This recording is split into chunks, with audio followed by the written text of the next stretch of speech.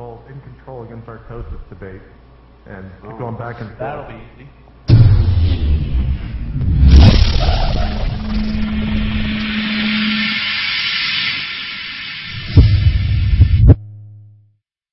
Morpheus stabilized. Return of the heat. We gotta move.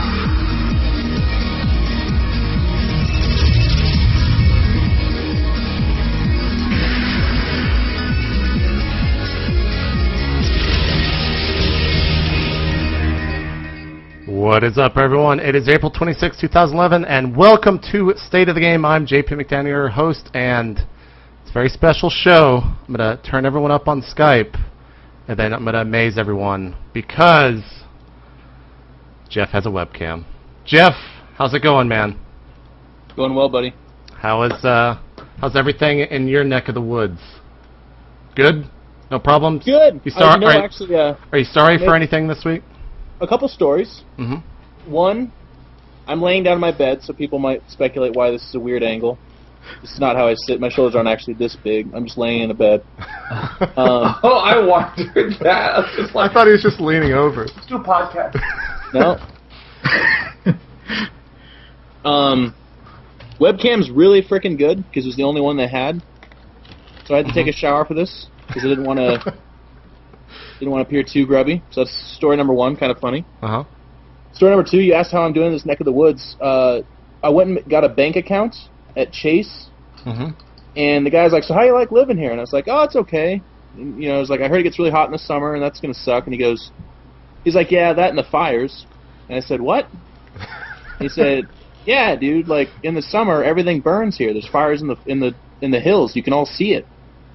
And I was like, oh my god, I forgot about that. So it turns out Fontana goes to hell in the summer. And I remember seeing that on the news and thinking, what idiot would ever live in that place? Well, we wish you good luck with that. Tyler, since you're adjusting your webcam, you're up next. What's going on, man? How's it going? It's going pretty good, man. I won a match in public, and so thank you for giving me that opportunity to win a match in public, and so, I'm very excited about that. And so yeah, I'm high on life right now. So I heard that you've been drinking something special, man. Why don't you tell me a little bit about this so I can get even more jealous? Yeah, so my friends over at God, I don't know the official name of the distillery, but but they're my friends. the folks who make permafrost vodka up in Alaska. It's like number 3 rated in the world. Yeah, or something. It's an amazing vodka. Send me some vodka because they're fans of mine. So you want to show just the like bottle? A gift package. Yeah, I actually have the bottle right here, and it's the sleekest. Look at that thing. Bottle. Man. Oh my! This says God. permafrost. I don't know how easy that is to read, but of course for the chill toss, you can only have a vodka named permafrost. And so that's what I'm sipping on right now. Is a little. It even rhymes. Ginger ale and vodka. So. Good man. Oh, the name of the distillery is actually just Alaska Distillery. So. Nice. Well, I am indeed jealous. It's a shame. It's very good. So thank you for that. It's an awesome gift. And no, I'm not some drunkard. Yes, I'm drinking vodka, but not getting drunk, guys. I drink responsibly. So awesome having Jeff with the webcam now. Sean, how's it going? I can talk without talking. How's everything, Mr. Plot? Dude, it's good. I submitted the final edits to my thesis, or that was one of the scariest days of my life, because, I have it sent to, my school email address, which I just, don't really check, because it's just, full of spam. Mm-hmm. That's linked to my, official graduate school thesis account, and they submit you revisions, if you did, wrong things on the formatting. And when they give it to you, you have 7 days to make changes. And I found the email 8 days after it had been sent, and it has a little thing that says if you don't submit within 7 days, you don't graduate. So it's like, because you know, I have like so many email accounts I'm constantly in and out of. The only reason I would check that school one was to be, you know, for the edits. But they took 3 or 4 weeks to actually send me that email. So I was just like, yeah, I guess they'll just send it eventually. And I called and I was like freaking out. I want to graduate so bad. And they were like, that's fine. Yeah, just give it to us by like Wednesday. So I turned that in this morning. But I did a little bit of an all-nighter to do it, so I accidentally fell asleep at my computer while preparing for Newbie Tuesday today. So nice. Yeah.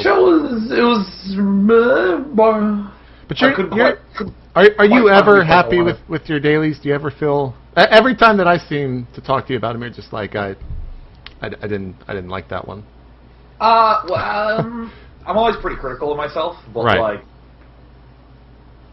I felt like I said good things. I felt like I said things that would help people today. Some days I get done and I'm just like, oh my god, I'm gonna go cry in a cold shower for like, because I can't believe that actually happened. And what's the worst feeling is when I'm like 30 minutes in and I'm like, this is the worst daily that has ever happened. And there's like 30 minutes left and I'm just like, I'm like repeating myself, going in circles. This fortunately wasn't, you know, that was not the case today. I just couldn't quite find the replays that really showed what I want. Normally I have to watch like 100 or so to find like the good juicy ones, but when you wake up at your computer and it's like 5:30 you're like, oh my god, oh no. I'm sure your fan base doesn't mind one bit, Sean. They'll watch. Nice. They'll watch anyways. Mr. Andre Gretorp Peng Schwa with the studliest microphone to ever grace State of the Game. How's it going? What's up, man? Everything's good. I'm a little bit tired, but you know, long day, and I just got home actually at like 7:45. But can't complain. Everything's going well. Bugs are kind of ironing out. So things. I mean, what more can I ask for? You know. Shut your mouth, Jeff. Shut your goddamn mouth. Yeah, like you goddamn whore mouth, sir. Oh, it's because I'm actually watching something at the same time. That's why. So like my mind's in 2 different places. I'll stop this. I'm watching a replay and I'm like analyzing it in my head, and then he just threw it curveball. You know. All right, I'm good. See? Complete attention. I'm good to go. Like, go commentate, everybody. Yep. We'll return to the Andre in control hour when we start talking about NASL a little bit, but. There was a patch that just came out, and we're going to spend some time on this. So let's go ahead and throw those patch notes up. Let's just start with the Protoss changes. No, how do you got to talk about the bunker, man? All right, why don't you talk to me about the bunker change? Tell me how these changes come about, Jeff. Sure. I mean, previously we existed in a world where you could build a bunker and you could salvage it for 100% return. Now, JP, this was problematic to even Blizzard. They looked at that and they said, that ain't right. I feel like something else should happen here. So they put their heads together. And 1 year after release, they've come up with something. 75% return on the salvage. Big time, big difference. That's like 1/3 of a Marine. Right? I can't do math, man. Well, it changes. It's 55%. Changes the whole landscape. The whole landscape of the game. I don't know what they're going to have to do. They might actually cancel out. I mean, Gretorp, is the bunker still viable? Can you even do it? Yeah, of course. It just has more ramifications, but it's not that. I don't think it's nearly as bad as you think it is. I mean, it's how it should have been, to be completely honest. I think. Are you serious? Why are you giving that face? Okay. I mean.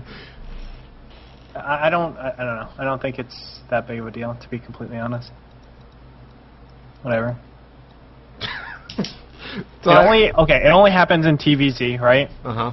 In TVZ, I mean, theoretically, it should only work if it's close positions, and I think close positions are just a map problem. A lot of that's been squared away with, you know, Shattered Temple. You can't spawn close positions and all that junk. I mean, of course, it helps, I think, overall gameplay.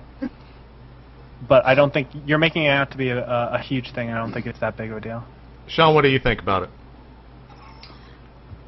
I mean, it's basically like canceling, and that's I think it's gonna be really good for me because I still cancel bunkers if I don't need them, as opposed to doing the non-intuitive. Let me let this bunker finish so I can get it for free.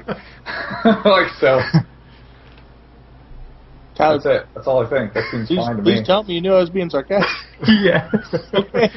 Well, look, guys. No, yeah, no, like Here's the big I had thing, an though. opinion, I gave it, there you go. I'm like, Jeff, I don't know if I necessarily agree with that particular analysis, but, agree to disagree. I mean, you're fucking wrong, but I respect your opinion. Here's the big thing, though. When a Terran is at, maxed at 200 supply, right, and he's got a ton of money, he used to be able to build, a bunker farm of, 20 bunkers to just, a bunker bank. So that anytime he could sell all that and get 2,000 minerals out of nowhere. And now, it doesn't really make sense to do that. Make a bunker bank. Jesus. They're investing in the future. All right, I can't spend this now until I salvage it. It's responsible planning of your resources, and you can't really do that anymore. You have to deal with the constant availability of having the money right there in your resources to spend whenever you want. So it's going to make macro a little bit harder for Terrans in the late game. I actually got I'm gonna leak this. I got inside information from Blizzard. Patch 1.3.4, they're gonna revert back with the 75% return, and what they're gonna actually do is the bunkers are gonna have an interest rate of 0.0386. So that when a bunker is made, off the top of the minute, every minute that it's made, it decreases in value 0.01386. So. Look for that in the future, that would be guys. cool if it would gain value like a work of art. You invest. It's all right. So my build, it's weird, is that you build 8 bunkers and then you don't expand, and you actually don't leave your base, because if you wait 10 minutes and salvage all of them, you can go 9 factory Thor on one base. Because there's a bunker, fluctuating economy. Well, if I sell now, I actually make money on these things. That's one of the graphs at the end of the game. It's army value, and it's just the bunker market, Okay, then. Are we good? Have we gotten it out of our system? We just talked about bunker. I'm really glad we addressed that change. Can we just conclude that we're pretty funny? I do want to say before we move on to actually discussing some of these changes, go over to twitter.com and tell everyone to tune in to State of the Game. I want 10,000 people watching it for the first time. Yes, please. We've been at 7,000. We're going to go 3K more this show. It's not up on Team Liquid. It should be. Can I get... Don't make me yell at you, man. Did you guys see that picture? The kind of behind-the-scenes picture of Tastosis with the card? That has to be old, or a troll, or a Photoshop. Is that... What photo is this? It says... They have, a huge card that says, talk about, unrelated things to the match for 5 minutes, or something like that. And that's all it says. Here, I'll show it on the stream for you, Sean, if you want to tune in. Yeah. My memory's terrible, but that's the gist of it. It's this one, right? I don't know if you'll be able to read that we don't text. talk about the warp gate change. That's what yeah. want to hear about. That's the change, or that's the change. That's the picture that people are talking about there on the stream. But anyways, let's talk about the patch notes, and we'll start off with the Protoss changes. First one, Archon's now a massive unit. Tyler, was it you that said that this should I've be been this a way? fan of this for a while, because at one point, very early in the life of StarCraft 2, I was like, I'm just going to try the Templar route. And Storm doesn't do anything, so very quickly you're like, okay, I'm going to have to work on Stalker blinking, Zealots charging, and maybe some Archons mixed in there to dump your gas, and some nice flanks. And then you're like, wait, Colossus Sentry still kills this, absolutely. And I'm thinking, maybe if Archons could squash the force fields, this would have a chance.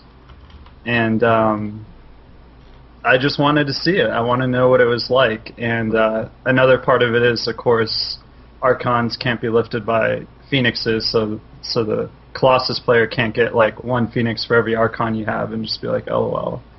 Because that would seriously screw you over too. So not even thinking about the PvT applications of this, but purely the PvP, I think it's awesome, absolutely awesome to have the Archon a massive unit.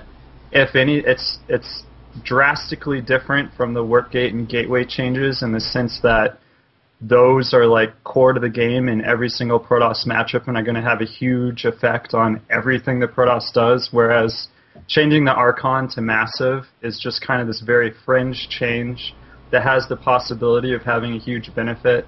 So I'm glad that they're doing it, at least putting it on the PTR. So I'm a huge fan of that PvP. PvT, which seems like the thing that people go to when they think about this change, oh, concussive shells are no longer going to slow Archons. It's not even that really big of a deal. It doesn't really change the battles that much. Like, either you have force fields and they can't retreat, or you have so much shit that you don't care that they are kiting your shit. And like Zealots, Marauders don't do bonus damage to Archons either, so it's just living forever chasing it, and you're kind of just counting on it chasing it forever. You don't really care that it can't catch up. So yeah, I don't really care for it. PvT, PvP, it might be brilliant, and I'm really eager to try it. Jeff, you got any thoughts on the Archon becoming massive? I just think it's nice.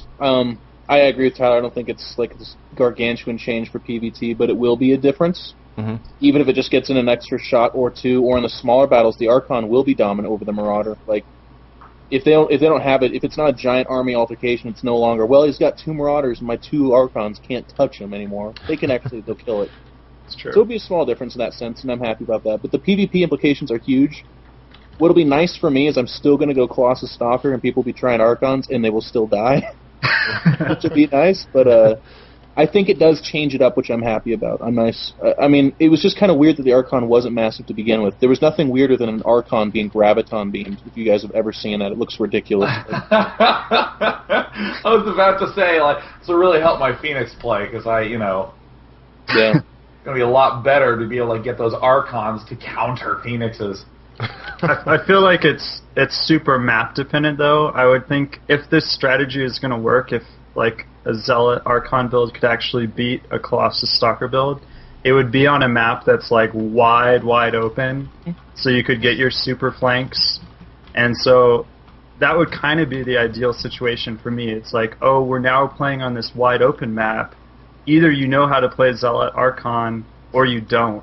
And if you don't, then you're going to lose. And that's like really cool for the game, that strategies have to depend so heavily. So I'm really hoping that at least on a wide open map it'll work. I kind of agree with Jeff that if it's going to be impossible to get an amazing flank, then he's probably right. Colossus is going to continue to dominate it. The thing it does that's nice, though, is that you never in a big fight wanted to trample force fields with your Colossus. And the Archons are A-move units, like they're going to go forward. You're not like micromanaging your Archon, so they will trample all the force fields, which is going to make your... So like, it'll function like I think the Ultra should function a lot of time, where you don't necessarily have 8 Archons. It's not your Colossus replacement, but if you have 2 of them, it completely cancels out force fields. So if you are like very charge lot heavy, no longer can they throw force fields up, hugging their Stalkers, creating like a little pocket where your Zealots do nothing. Now it's like unit on unit, and I think that's pretty cool. And it also makes DT openings more viable, because part of the problem used to be that if you went DTs, they just needed Colossus, Sentry, Stalker, and they ran over whatever the heck you had. But now, you can fall back and make Archons, and Charge Lot Archon against small Colossus count is okay. Like, even without the massive unit, I've beaten people doing that. You need that big flank, and this makes the big flank better. So I think it creates more possibilities, which is always a good thing, in my opinion. You got any thoughts on Archon being a massive unit, or have Tyler and Jeff covered it all?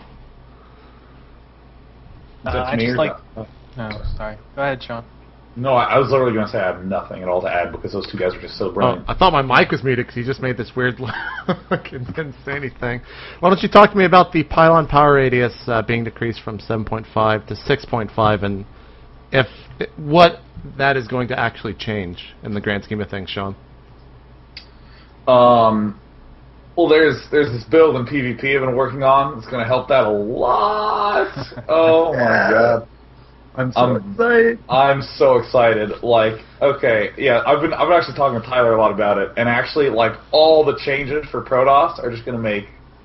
I'm just so excited for not just Protoss, but all the matchups. I'm trying to think if there's any other situation where the warp-in will really be a big effect. I don't know if any of you fine gentlemen are big on the 2v2 scene, but definitely that can be very, very annoying if you're against a Zerg Protoss team and they do the Overlord pylon warp up and you're a Terran and you just incidentally just could not get the Marauder over there because you didn't build them. You know, it's really hard. You know, especially because a lot of Terran players are going Hellions nowadays. I think that will help quite a bit, make that a little bit easier to manage. It's just, I think it's a completely acceptable balancing thing because it's not drastic where we have to rethink the wheel, but it's like now when I do a pylon tactic where I hug a wall, it's just more visible. Or when I do a wall in, it's just more vulnerable. Like it used to be a pylon could be way the heck far back and the gateways could fit walking down the ramp. Now it'll just be slightly closer so Roach Bus can do a little bit more, you know, they have a little bit more effectiveness to them. So I think it's one of the smart changes that Blizzard's made. Like it just makes things a little bit more risky for the Protoss, which is a good thing for the other races. And part of the problem was in PvP. I think this is what they were aiming at. You used to put the pylon at the base of the ramp, and if your stalker wasn't like hugging up the crap against the wall, it couldn't reach the pylon. Now that pylon's pretty like we're not going to see it anymore as far as I'm concerned. You won't see it as much at all. Tyler or Gretorp, you guys got any thoughts on that? It's going to help with looking for Dark Templars, especially like warping in. There's this build with Hallucinated Phoenix, and you warp in a unit from top. And I used to, I would perimeter my base with supply depots, and the vision is actually shorter, I think, than the warp-in, or the pylon range. So I would have problems. Sorry? If it's up against the wall, it sees it. Yeah. Yeah, to an extent. I mean, it's much larger, I think, than the range of a pylon, and it's very hard to get every crevice, especially in maps like Shakura's Plateau. You can really put pylons all over the place, especially in like the natural area and in the main. And it's going to nerf that a little bit so I can see it better, which I like, of course. Otherwise, I don't think it's a big deal. I mean, again, you hit the nail on the head with your analysis, Jeff. Tyler, if you don't have anything to say on the pylon power radius, talk to me about the research of the warp gate being added, or 40 seconds being added onto the time of the research. Well, I'll just make a brief comment about the pylons, then hop on the next topic because I don't think anyone will have a response. But I was...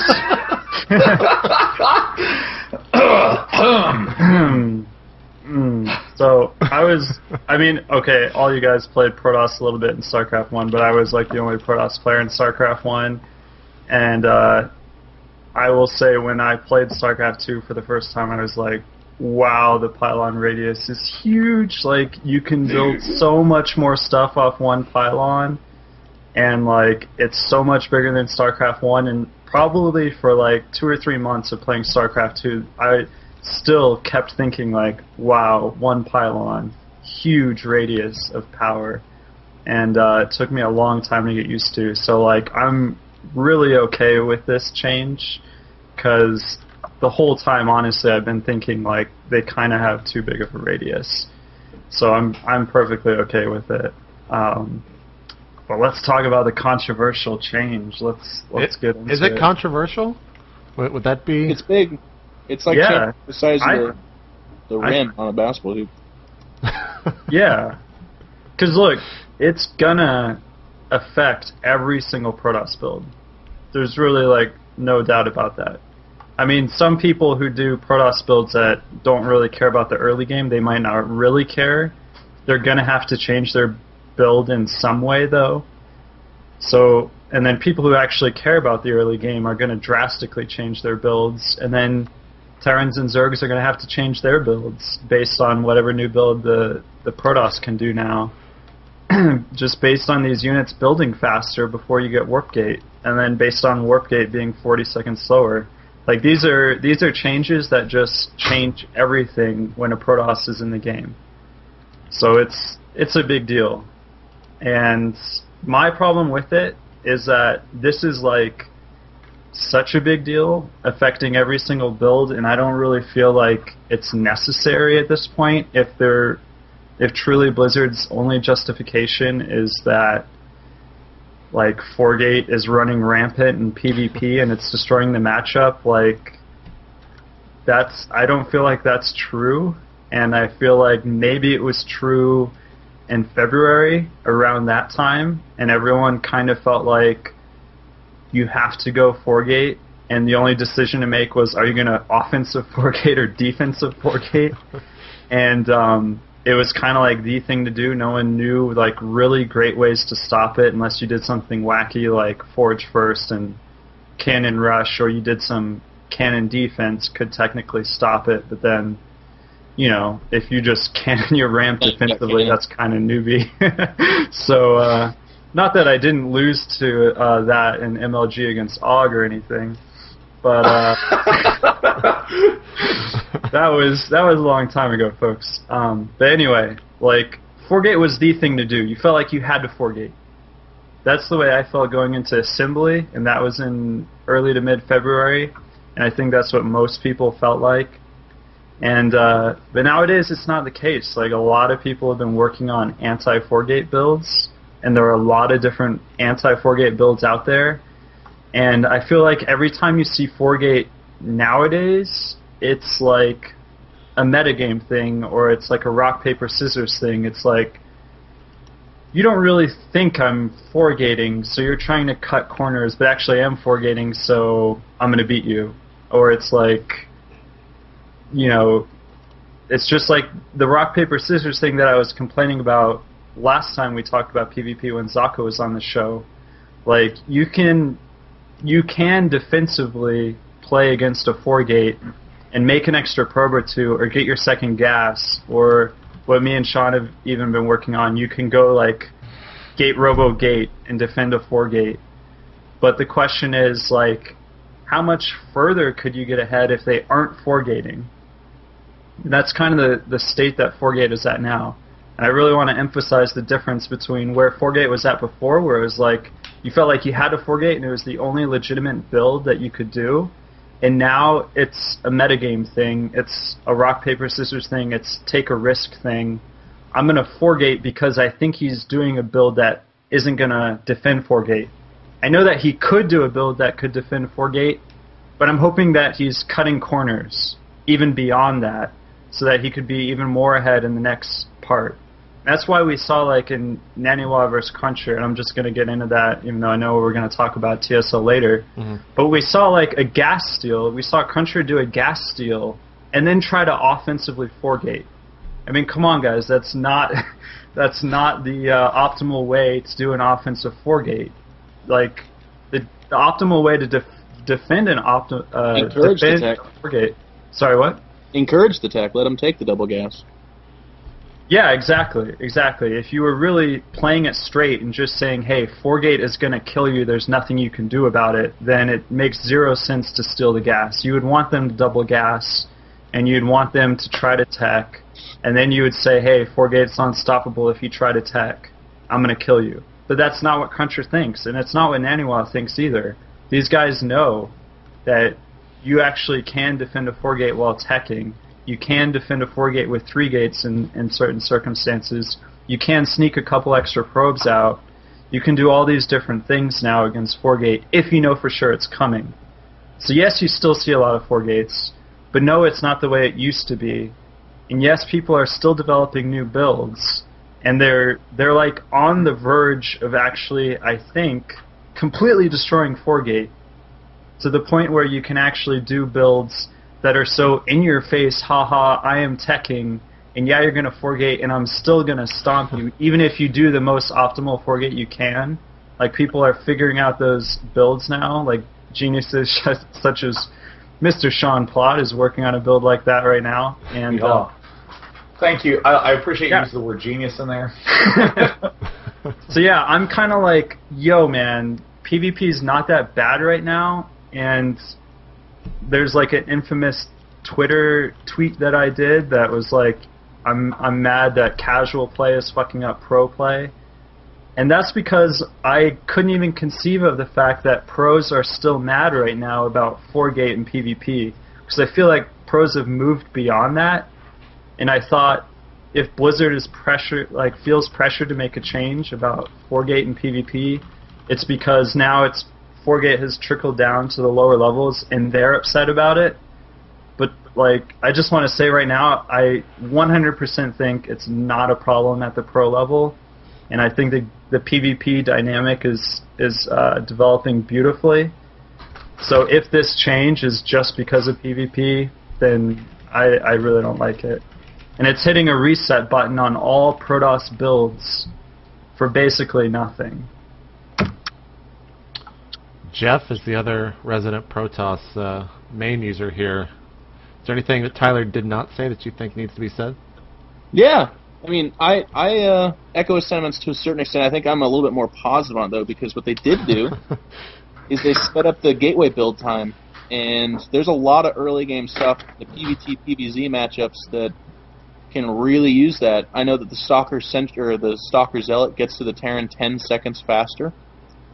And I know that 2-gating against Zerg is hugely viable now. And a lot of people are like, oh, well, the maps are bigger. Yeah, you tell yourself that. You tell yourself that when 4 Stalkers show up and you got slow Zerglings, and then you're complaining about a whole new...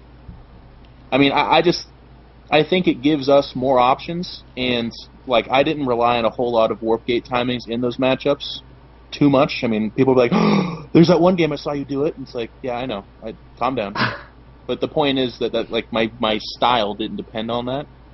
So I think overall, my options are more robust in the other two matchups. And then in PvP, I agree with Tyler.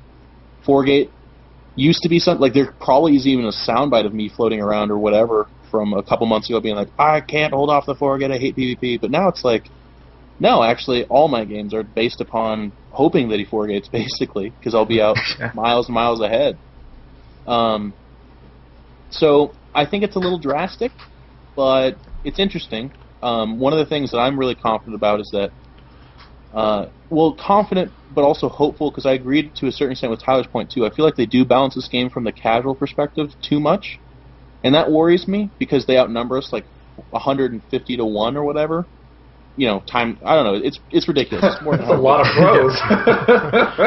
Yeah, there's actually like 30,000 pros on Boundnet right now. And that worries me because, you know, like my livelihood derives from this game, and obviously this is not my bended knee plea to the community, but it just kind of sucks too because there's a lot of people that complain about everything, and I would hate for that to sway Blizzard when we need to remember that this is a young game developing.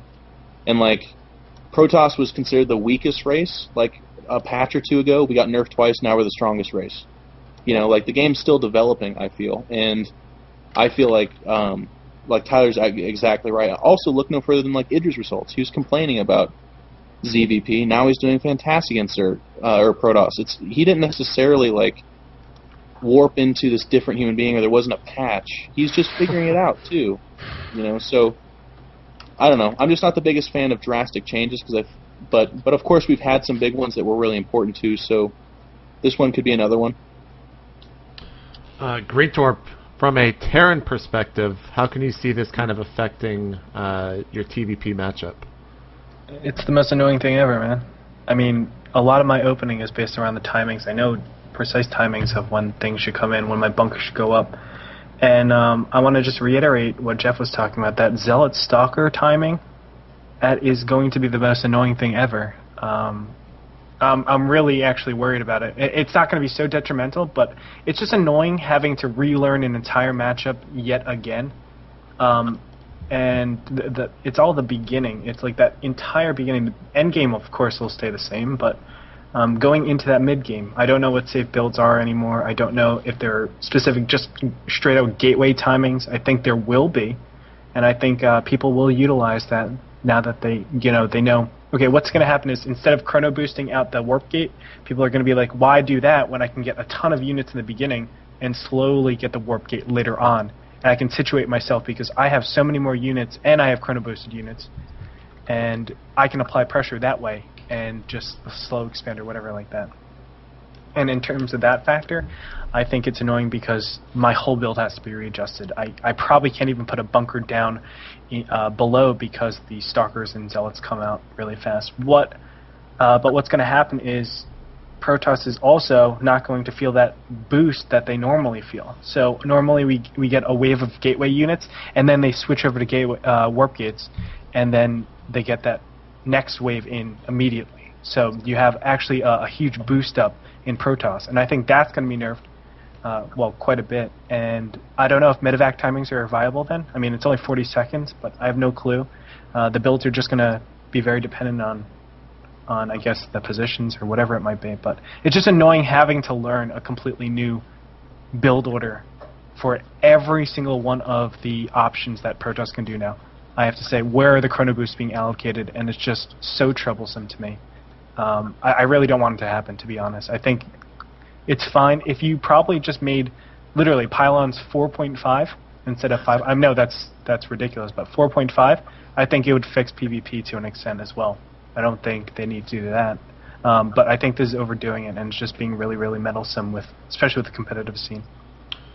Sean, talk to me about anything that you feel like hasn't been discussed yet, and also in the ZVP matchup, how these changes are going to affect. I actually have all sorts of opinions. See, first of all, like, the reason that they made the change, I feel like, and this could be wrong, is that it was largely motivated by the 4 Warpgate business. And because, I mean, people are always talking about how annoyed that, because I get it from the casual versus pro perspective, because the pros say, I have extremely thin timings, like, ooh, a 5-second window, ooh, that's more than I thought I did, that's actually really good. Oh, I can't scout with a worker now because I need those extra 45 minerals that it will get in the next minutes, that way I can start my immortal, and then not have that 5-second, late timing. Like, that's like the world where pros live in.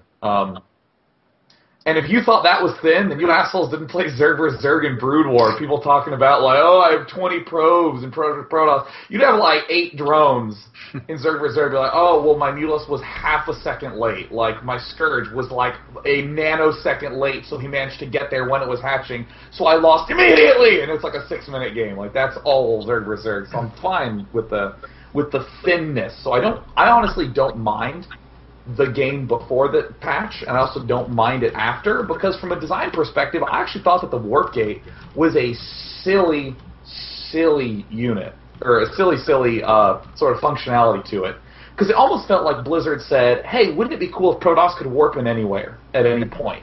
And they went, yeah, and then they went, okay, it's a little broken, so let's just delay it slightly. That's what it was in the beta, 40 seconds to get Warpgate research. So you just like chrono boost it, done. Like, do you want to build 2 probes? Do you want a warp gate? I'll do both. Just immediately pops out. They changed it to 140 seconds. But even still, then I don't really like how 140 seconds felt, because it felt like people were saying to themselves, "I'll get a unit, then I'll have warp gate." I like the 180 second opening up this idea of using the gateways as gateways instead of using them as warp gates. So I'm very interested that it'll probably open up a sort of new style of play. I'm hoping it will have like new sorts of aggressions. I definitely agree with Andre that it's going to be very frustrating for pros, because a lot of people are like, yeah, I got to build my bunker at 5 minutes and 10 seconds. So if he's doing some sort of chrono boosted warp gate business, it'll be finished in time. And that's just sort of something but now how's that thrown off?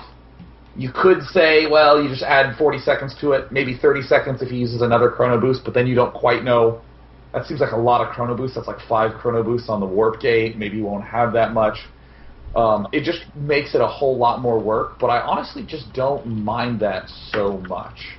I definitely think that in the Protoss vs. Zerg matchup, you'll see a lot more gateways with stuff building out of them before the warp gate is done. Because, like, for instance, I don't think that the 3 warp gate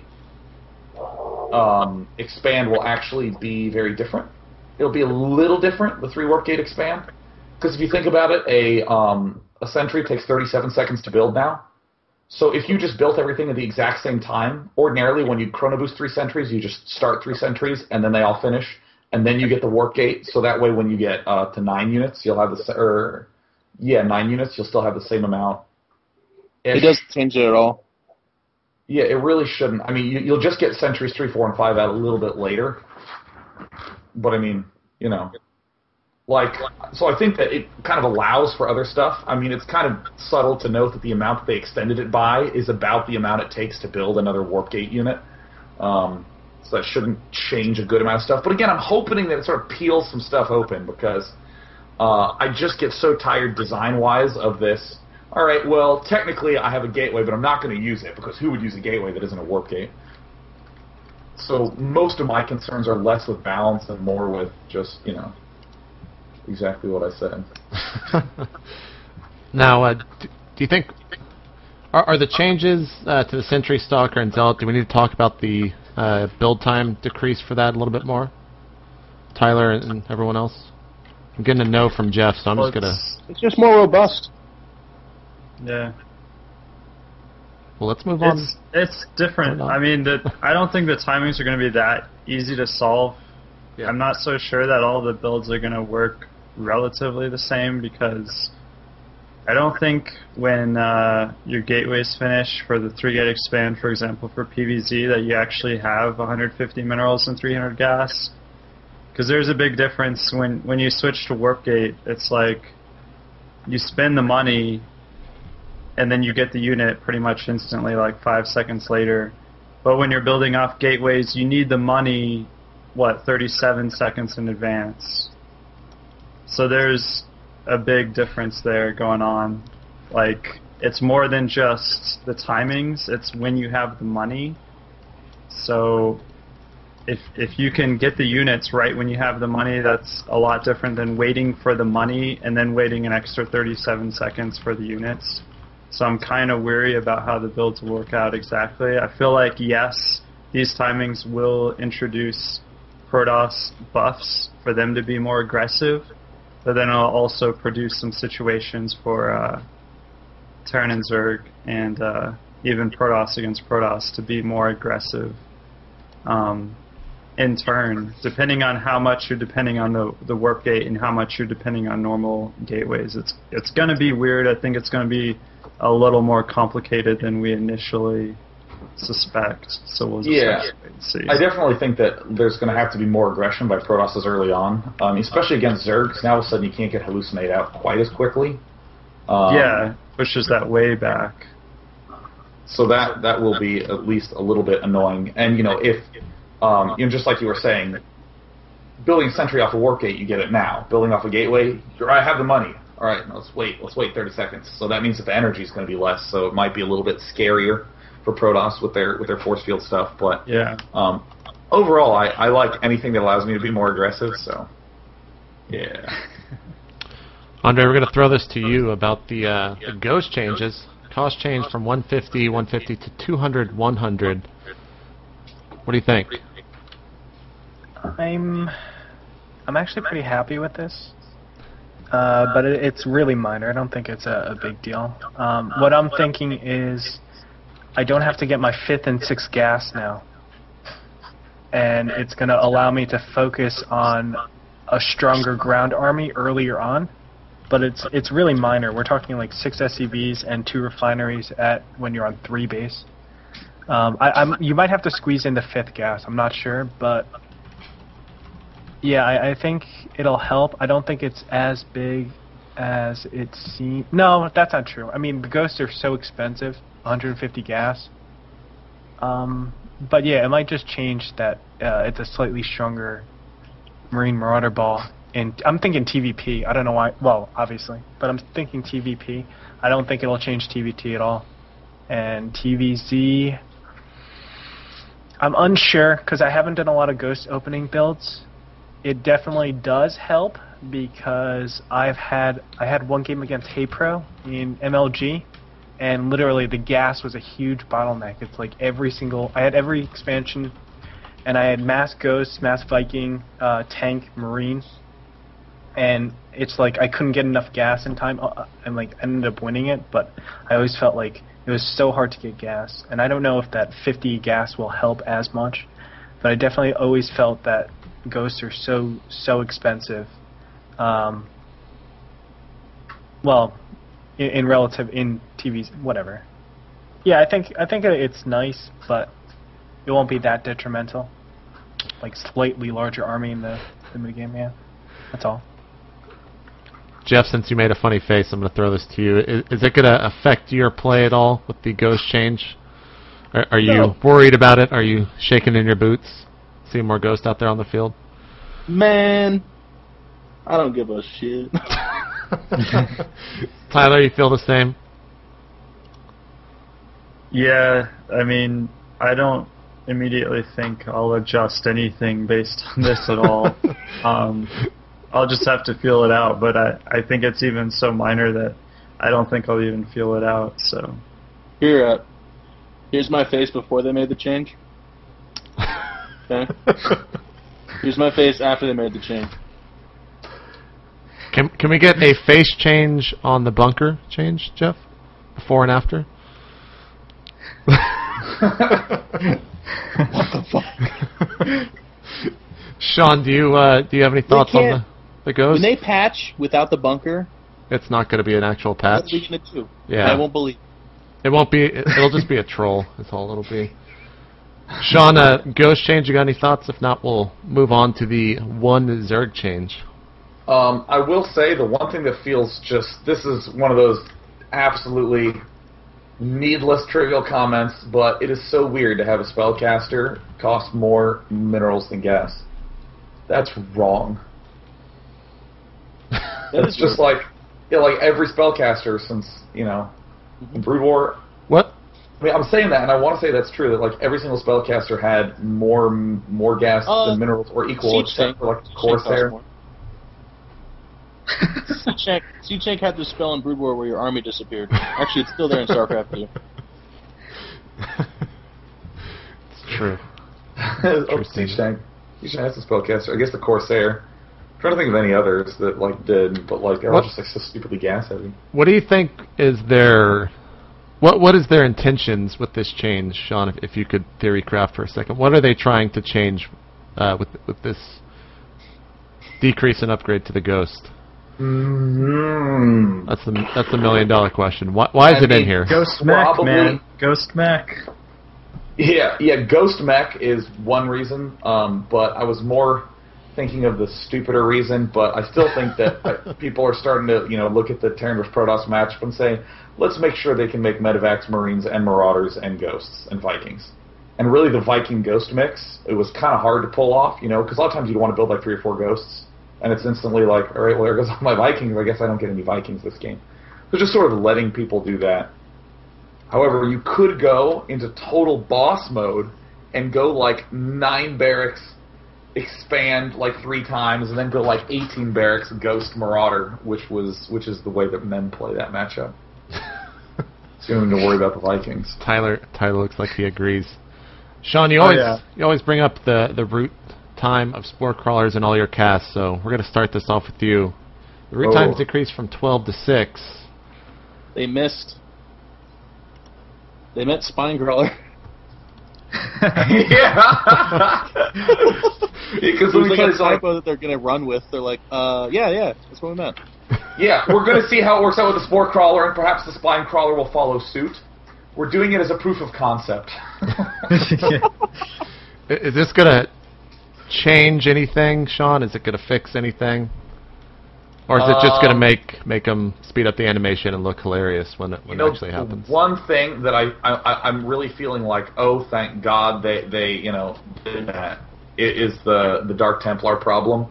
That if you're a little off guard in Zerg vs. Protoss, and Dark Templars are there, and if you have to unburrow that Spore Crawler once, you've lost the whole game. You are dead. But now it kind of lets you try to throw it down, and they can target fire it, and you can get a transfuse in, or maybe if you micro your drones on it well enough. That's the one thing I'm really feeling it. Maybe with Banshees, but I'm always so boss at already being prepared against Banshees I wouldn't know. Here's I'm gonna fix Brood or StarCraft for us. Ready? All right, here we go. In that regard, 0 root time or whatever, it just instantly gets in the ground like a burrow, but it costs money every time. How much? Nothing expensive, like 25 minerals or something like that. That would be so great. Every time TLO's playing, I'm like, select your spine crawler, and then I'm just like, broke.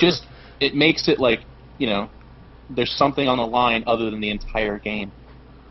Like, you pick, how many games do we see where the guy like just happened to be moving his spine crawlers, and it's like, no, he's dead.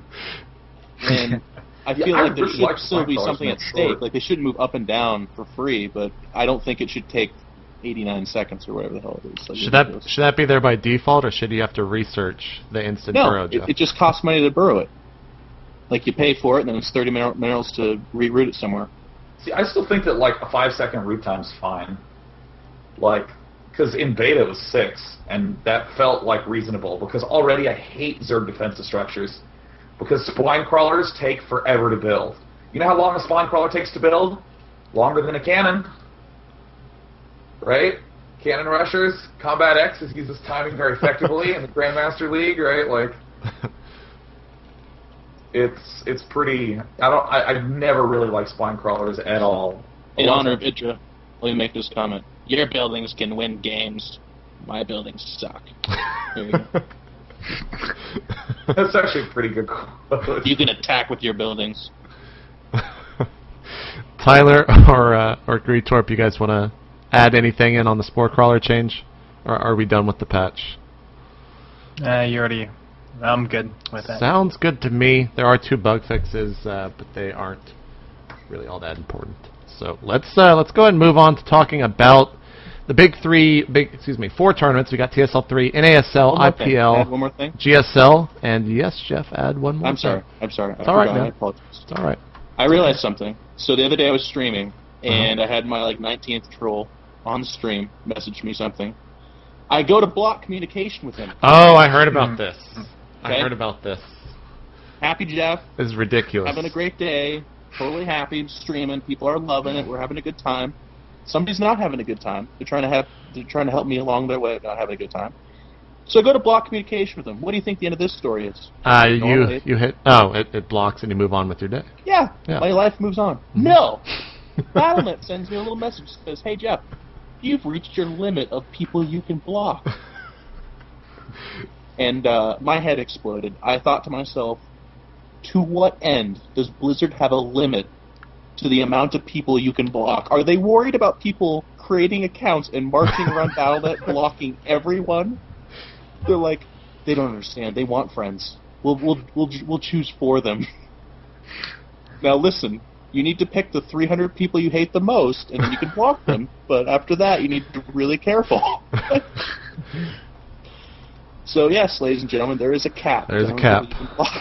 So basically, what Jeff is saying is, when he streams, go and troll him, because there's absolutely nothing you can do. You know what? I'll be that mobber if we need to. I need Blizzard to look me in the eye and say, "Listen, we put that in there because there has to be a limit. How many people do you think you should block and control?" And I'm like, "There should be a limit." They're like, "Why? Why is there a limit?" Shit. I got enough. I don't. Do you have any idea what the limit is? Is there a block list in StarCraft 2? There's not, right? There is. It's not easy to count out. It goes in chronological order, so I removed my 10 oldest trolls. Yeah. Hoping they forgot. Well, it's too bad, man. Maybe next patch they'll say this is foreign control, and they'll fix that for you, buddy. Or maybe they'll just make it so you can have a D&D mode that actually works. Yeah. That exists. Like, only friends can message outside of me. the game. Yeah. GG. Wait, like, I don't actually have this problem. Like, I just put myself to busy, and then anyone who I don't know who messages me. Well, I like to interact with people on my stream. I mean, I eventually do put it on busy, so it's not like this is the end of the world, but it just sucks when I stream and nobody can message me. Oh. I like to interact with them from time to time, so.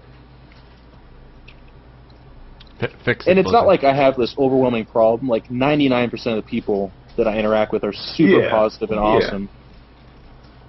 So always the exception. Always the exception. Let's talk about the TSL3 first for the big 4 tournaments, and we'll go around the square here, or the grid, and I want to know what y'all's match of the weekend is. So I'll pull up the brackets on the stream, and we'll start off. It's going to be unanimous. Yeah, there's only one that could possibly be the best. Okay, we'll do it real quick. Sean, just say the Thorzane. Gretorp. Yeah. Jeff, nod. Ditto. Tyler. Yeah. Sure. Cruncher Naniwa. That was Tyler's best. I think Naniwa might win the tournament. Well, that was actually the match that was most interesting to me. I couldn't sit back and just be a spectator looking for entertainment. I was actually interested in the builds people were doing and how they were playing the matchups and stuff. And to me, the PvP was most interesting. Well, don't let these two guys boss you out of talking it. Why don't you start off with that, Tyler? Preach it, brother. Why was it so interesting to you, Tyler? Well, because I think PvP is like in a really crazy state right now, where a lot of people are figuring out how they want to play it, and I think a lot of people are making their own builds right now. And Naniwa and Cruncher are definitely two guys who I think will say, hey, I think this is how you should play this matchup, and then they're going to make a build based on that, and then they're going to go do it. They don't really care what everyone else is doing. And so going into it, I was kind of like, well, let's see what these guys prepared for a best-of-5 PvP. So every single opening I was intrigued. And if I recall correctly, half the game, there's 10 openings, right? Because it went to 5 games, and half of them involved 4 gates and half didn't. So I think that's definitely indicative. It's a very small sample, but it's showing how 4 gate's not dominating the matchup. And when they did 4 gate, it was like I said earlier, it was kind of like tricky 4 gating, not just in your face 4 gating. So it was pretty interesting to me.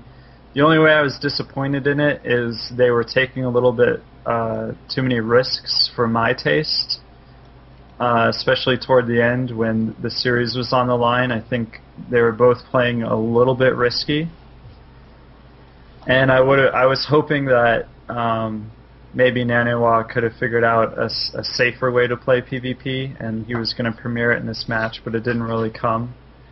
But I still love seeing the way people approach PvP.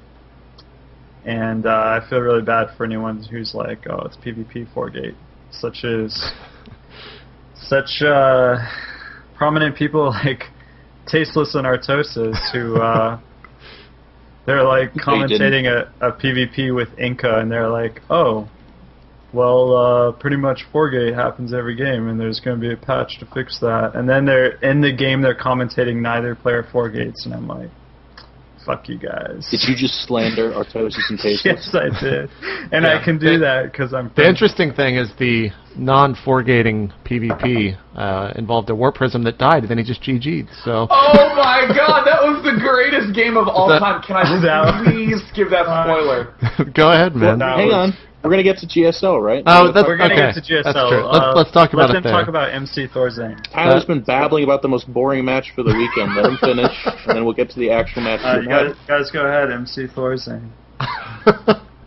Jeff, you seem eager to talk about this, so start us off, man. Why was it the best match of the weekend for TSL 3? For many of the same reasons that Tyler enjoys PvP, only inject excitement. I felt like Thorzane sat down and prepared a best-of-5 against MC, and it was not like, well, I gotta win in 8 minutes or else I lose. He had long game plans and management style and macro play that I am his biggest fan. I just in fact, the game I enjoyed the most was the one he lost on Tal'Darim, but he did so much to make that matchup look like some of the big matchups of Brood War Old that I miss, just grabbing 6 ghosts, cloaking them, running them in between the legs of a Colossus, and coating the entire army in EMP. Well, you only hit the Immortals, right? 10 Immortals all got hit. Dude, there was 9 engagements where EMPs went off. Well, it was the sickest. Okay. And the nice thing too was MC, he didn't defeat himself. There was no cheese. There's no, if MC would have just no, he lost, man. Especially in that last game, Thorzane looked invincible, and that's awesome. He sat down with the quote-unquote best Protoss player on the planet, perhaps the best player on the planet, and beat him in the best-of-5 going into Big Cash. I mean, that's huge. Andre, talk to me about Thorzane's TVP and what you thought of that match and also his style.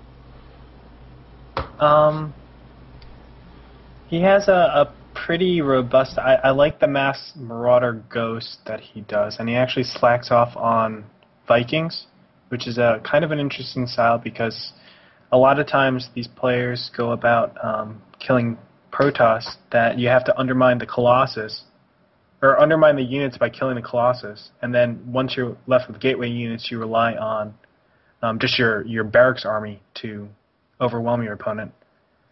And that's not what we saw. We actually saw him pick apart the entire gateway army, like the actual meat of it, with the EMPs. And then he went about killing the gateway army, and he always managed to kill Colossus, which was pretty cool. And I thought it was a bit cool just to see that style work, because I kind of forsook that style just because I said, oh, Protoss army, it's just way too strong. There's no way you can do that in a reasonable time. And combined with really good micro and really nice positioning, he always came out on top. Well, not always, of course, but I thought he was just a very clever player in general. Just his engagements and when he did his timings and everything like that. I really, really liked Thorzain's play. I definitely respect him so much more. I wasn't really I didn't know his style as much as I did after that match, that series. My dream is to go to like a DreamHack and play against a guy like that. That'd be sick. Sean, why was it your match of the TSL3 this past weekend? Well, I mean, first of all, like, the game quality was phenomenal. I mean, in any young game, it's always you're gonna have huge periods of time where it's just, oh, I didn't know I'd lose there, kind of games, like, oh yeah, he comes up, he get 2 Colossi really fast, he just attacked me, oh, I just lose. And then all these myths of things like, oh, it's just build order loss, there's no micro, all this stuff, but I mean, that Tal'Darim game is just so cool, it really shows like, okay, you need to hit a lot of good EMPs to help swinging it in your advantage. And if you start missing some EMPs, you can falter a little bit, but then get in good position, maybe hit some more EMPs, so then all of a sudden, like, it's not what it used to be. Like, especially in the beta, this was so true that an EMP would get off and you'd be like, oh, I didn't kill the ghost. All right, there we go, I lost. And it was kind of dumb. It was, does the Templar fire first or does the ghost fire first? But the thing that I especially loved about Thorzain's style, that is always what I look for whenever I'm trying to, like, improve a matchup, is you do the same thing that everyone else does, but you do a couple little things different that make it better. Either, like an early expand where you just have an extra gateway, or an extra forge just snuck in there. And in particular, his extraordinarily fast +2/+2 was really cool to me, because there were those engagements where you'd be like, this should be really close, or maybe Protoss has an advantage. And then Terran would come out way on top, and you'd kind of have this, oh, I didn't know upgrades were that good in this matchup. Because I think everyone's done the opposite, where they're like, wow, and PvT upgrades are so good, you better not go Marine Marauder. But now all of a sudden, with the style that we see from Thorzain, we see him getting the fast upgrade, him sort of leading him having the lead, having the ball. What's the phrase that they used to use? Where he's the scary player. He's the one that you have to be watching for in the game, as opposed to, like the Terran who's always trying to, like, dance around and be all nimble and maybe drop, and maybe if I'm lucky enough, I can handle a direct engagement. So that's definitely really exciting to me, because it was not a unit choice, it was an upgrade choice that had the whole huge impact. Because that was one of the coolest moments that happened for me in Brood Wars, when things started to just be like, yeah, ordinarily that unit sucks, but if you get enough of them with +1, then you're good. You're actually really good. Because that's completely non-intuitive. I think the best Brood War example of this of all time was on Nostalgia. Only Zergling with 2/2 with +1/+1 upgrade. Does anyone know what I'm talking about? Anyone watch July from, like, the early 2003 days, where his opponent would be going like Zealot, Archon, Reaver, and July would still be winning with just Zerglings and expanding? Here's a clip from Game 4 on Tal'Darim Altar. So we gotta remain quiet while this is playing, but just this is, I think, probably one of the most exciting parts of the game, at least for me. Slow down this onslaught of MC, but he needs to get Vikings out, he needs to use Ghosts, he needs to make, like, every good unit Terran has to beat this insane amount of units that MC has. Yeah, I just don't know if it can be done. And Thorzain moving forward, eating another Psionic Storm at the hands of a High Templar, another High Templar doing a nice side storm, but Thorzain trying to dance out of that. He's got a lot of Ghost EMP here, dropping 2 EMPs. taking out that Dark Templar, actually. But MC is coming back with a scary force that is going to sandwich Thorstein in here. And look at this. The Cloak Ghost trying to drop EMP, and they do on the majority of the units. This is about as good as it could get for Thorstein, doing some dropship micro, actually. Taking it. Oh, my God!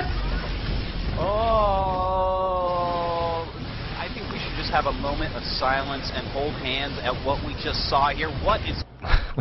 That was, I mean, seriously, moment, man. It's like 8 Immortals, 3 Colossus, and some Stalkers dying to a not even that big of a bio army. Yeah. Incredible. I still watching it several times now because I did this in SC Center, but pretty remarkable stuff, man.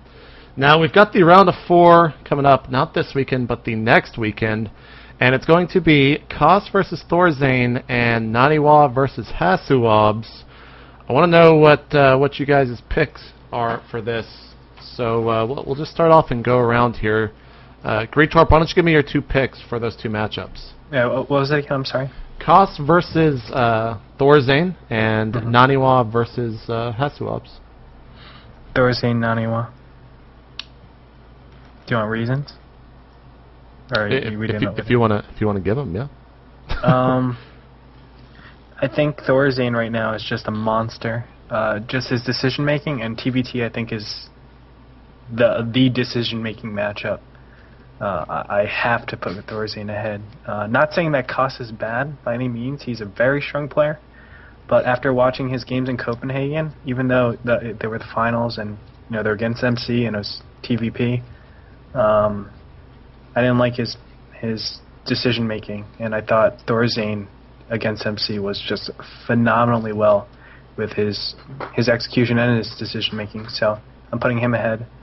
Naniwa, I just think he's the stronger player all around. I just think he's on a roll. He's been on a roll for quite a long time, and I don't see him losing to many people in the entire scene, to be honest.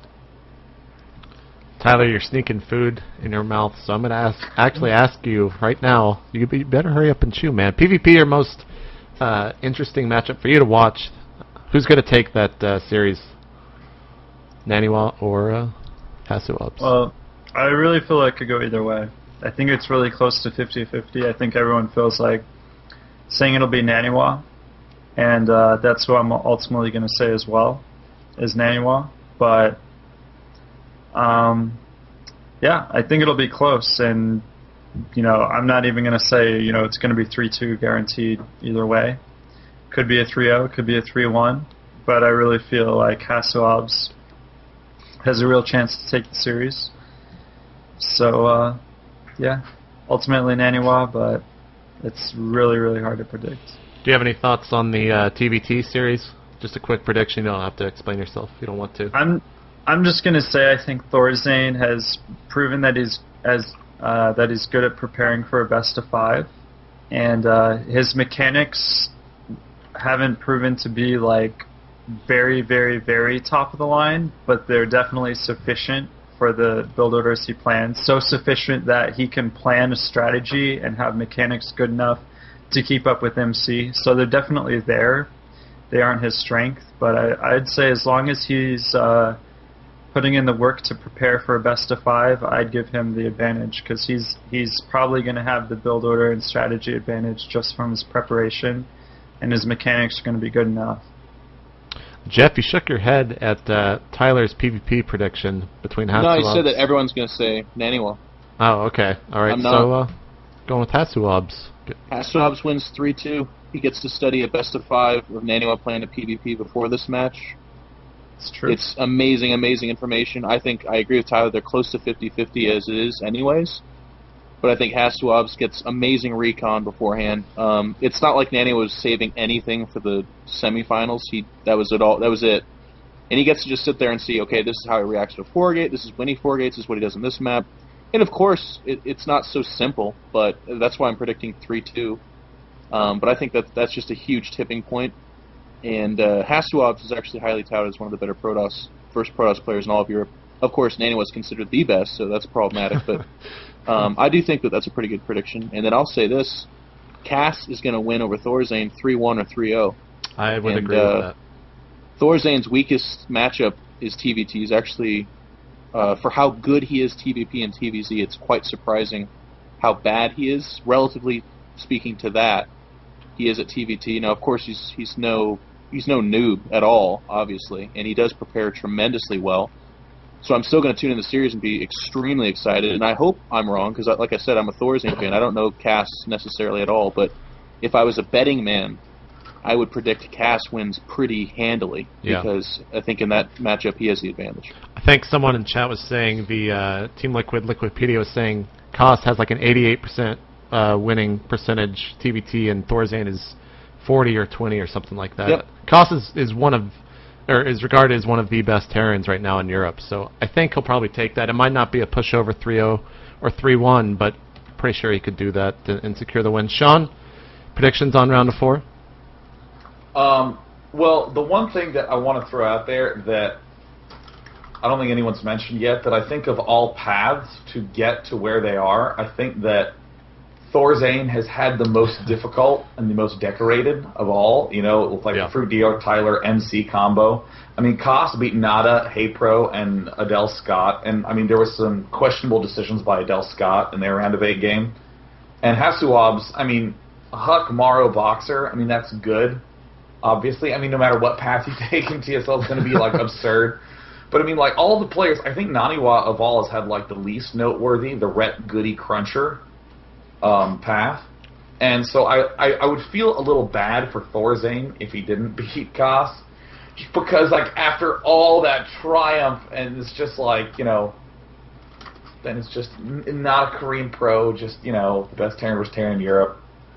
I do think that Koss is probably going to be the one who has like the better understanding of the matchup, but I think it's going to be the question of can Thorazine come up with anything like nutty and cool to end up taking him down.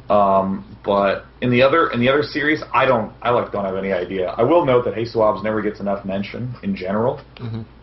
Everyone always loves to oogle at everyone, like, you know, Naniwa and people love to oogle at Thorazine at their amazing records. But Hasuabs has been like quietly making his way to the finals in the lower bracket.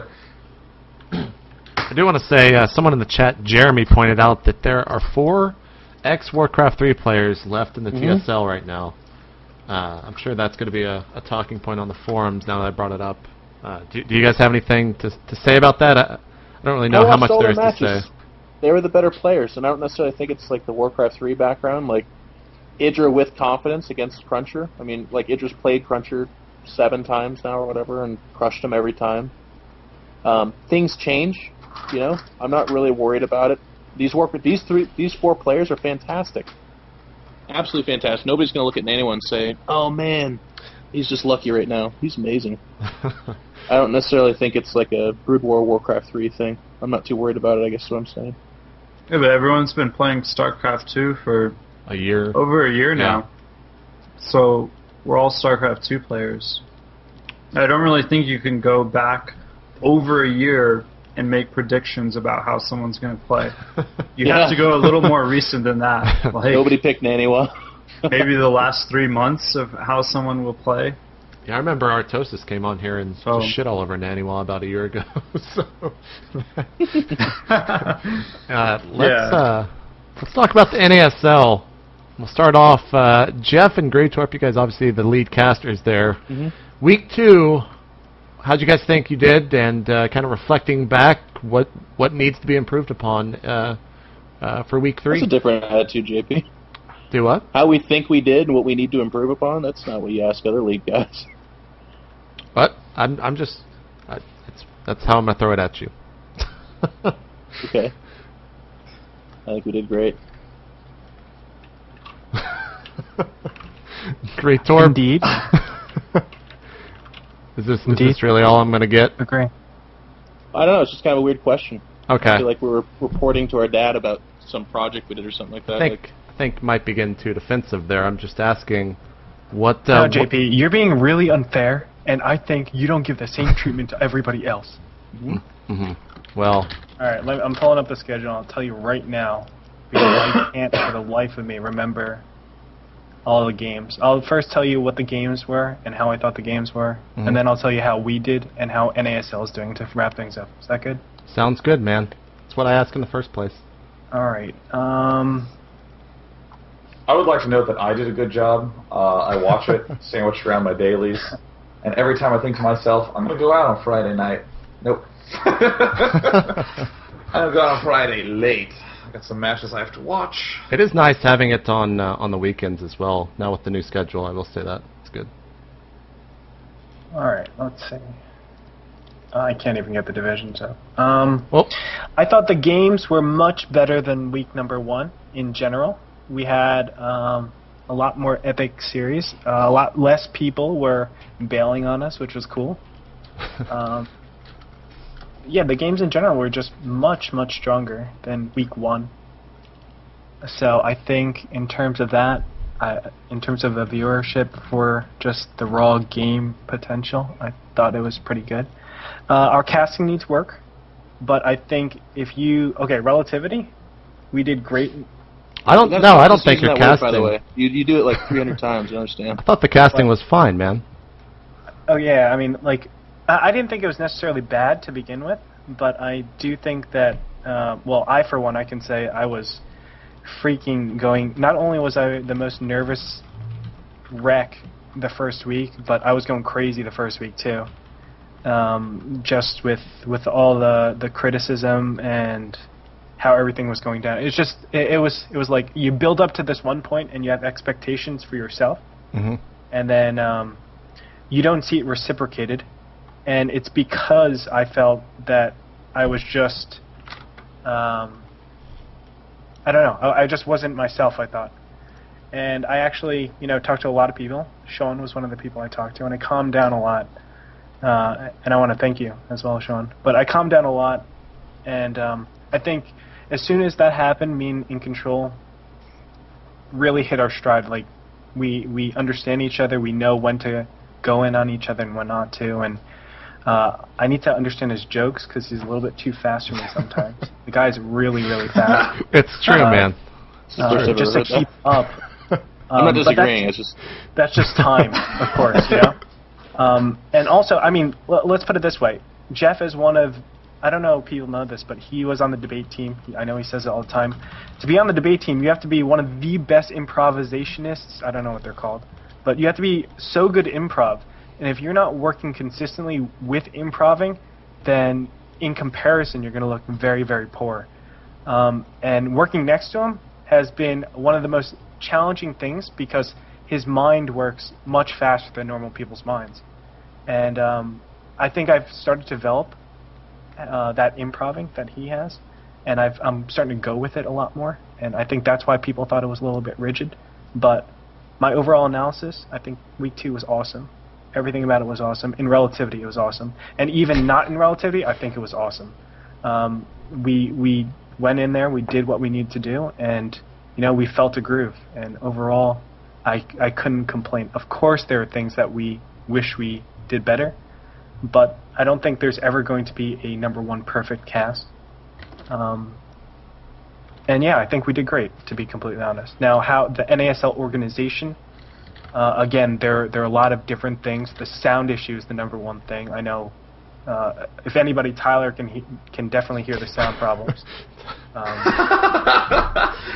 But yeah, that needs to be worked out. I enjoy sound, and the problem is, if the average viewer is able to hear the sound, then there's a huge problem. If it's just Tyler, then we don't care at all.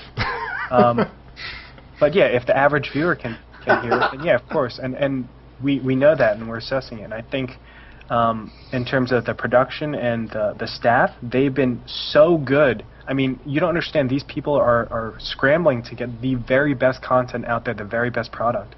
And I think they've done exceptionally well at not only the criticism, but responding to the criticism and just being there for the community. I really, I mean, of course things could have gotten better at the initial launch, but how we responded, I think it couldn't have gone better. Do you have a match of the week? If you can remember back of all those matches, you guys cast like what, 50 matches a week or some absurd number? Chef and Rainbow comes to mind. I didn't really think that was that great, to be honest. Dude, I will say, I was actually on Skype with Chef, just like chatting with him while I was watching it, and he is just the king of convincing me of the exact opposite that's going to happen. he talked about that match like he'd lost it, and I was like, gosh, yeah, you're dead. He's like, I don't know about that. And then he like loses like 10 seconds later. I don't know. I remember being amazed at one game. I just don't remember. There's so many games out there. I'm trying to pull up this schedule, but there's so many games out there. Brett beating MC was big too. Yeah, that was big, but Jeff, can you actually kind of talk about that game? Because that was the last match to be streamed that night, right? Yeah. Yeah, that was one of the ones that I missed. What actually happened in that game? Because Red didn't even make it out of group play. Yeah, I saw that. Was it Copenhagen? Yeah, he lost to a couple people that he really shouldn't have. I mean, apparently should have, but they are not known. It was amazing because MC really played stupid. Like, both his openings in those games.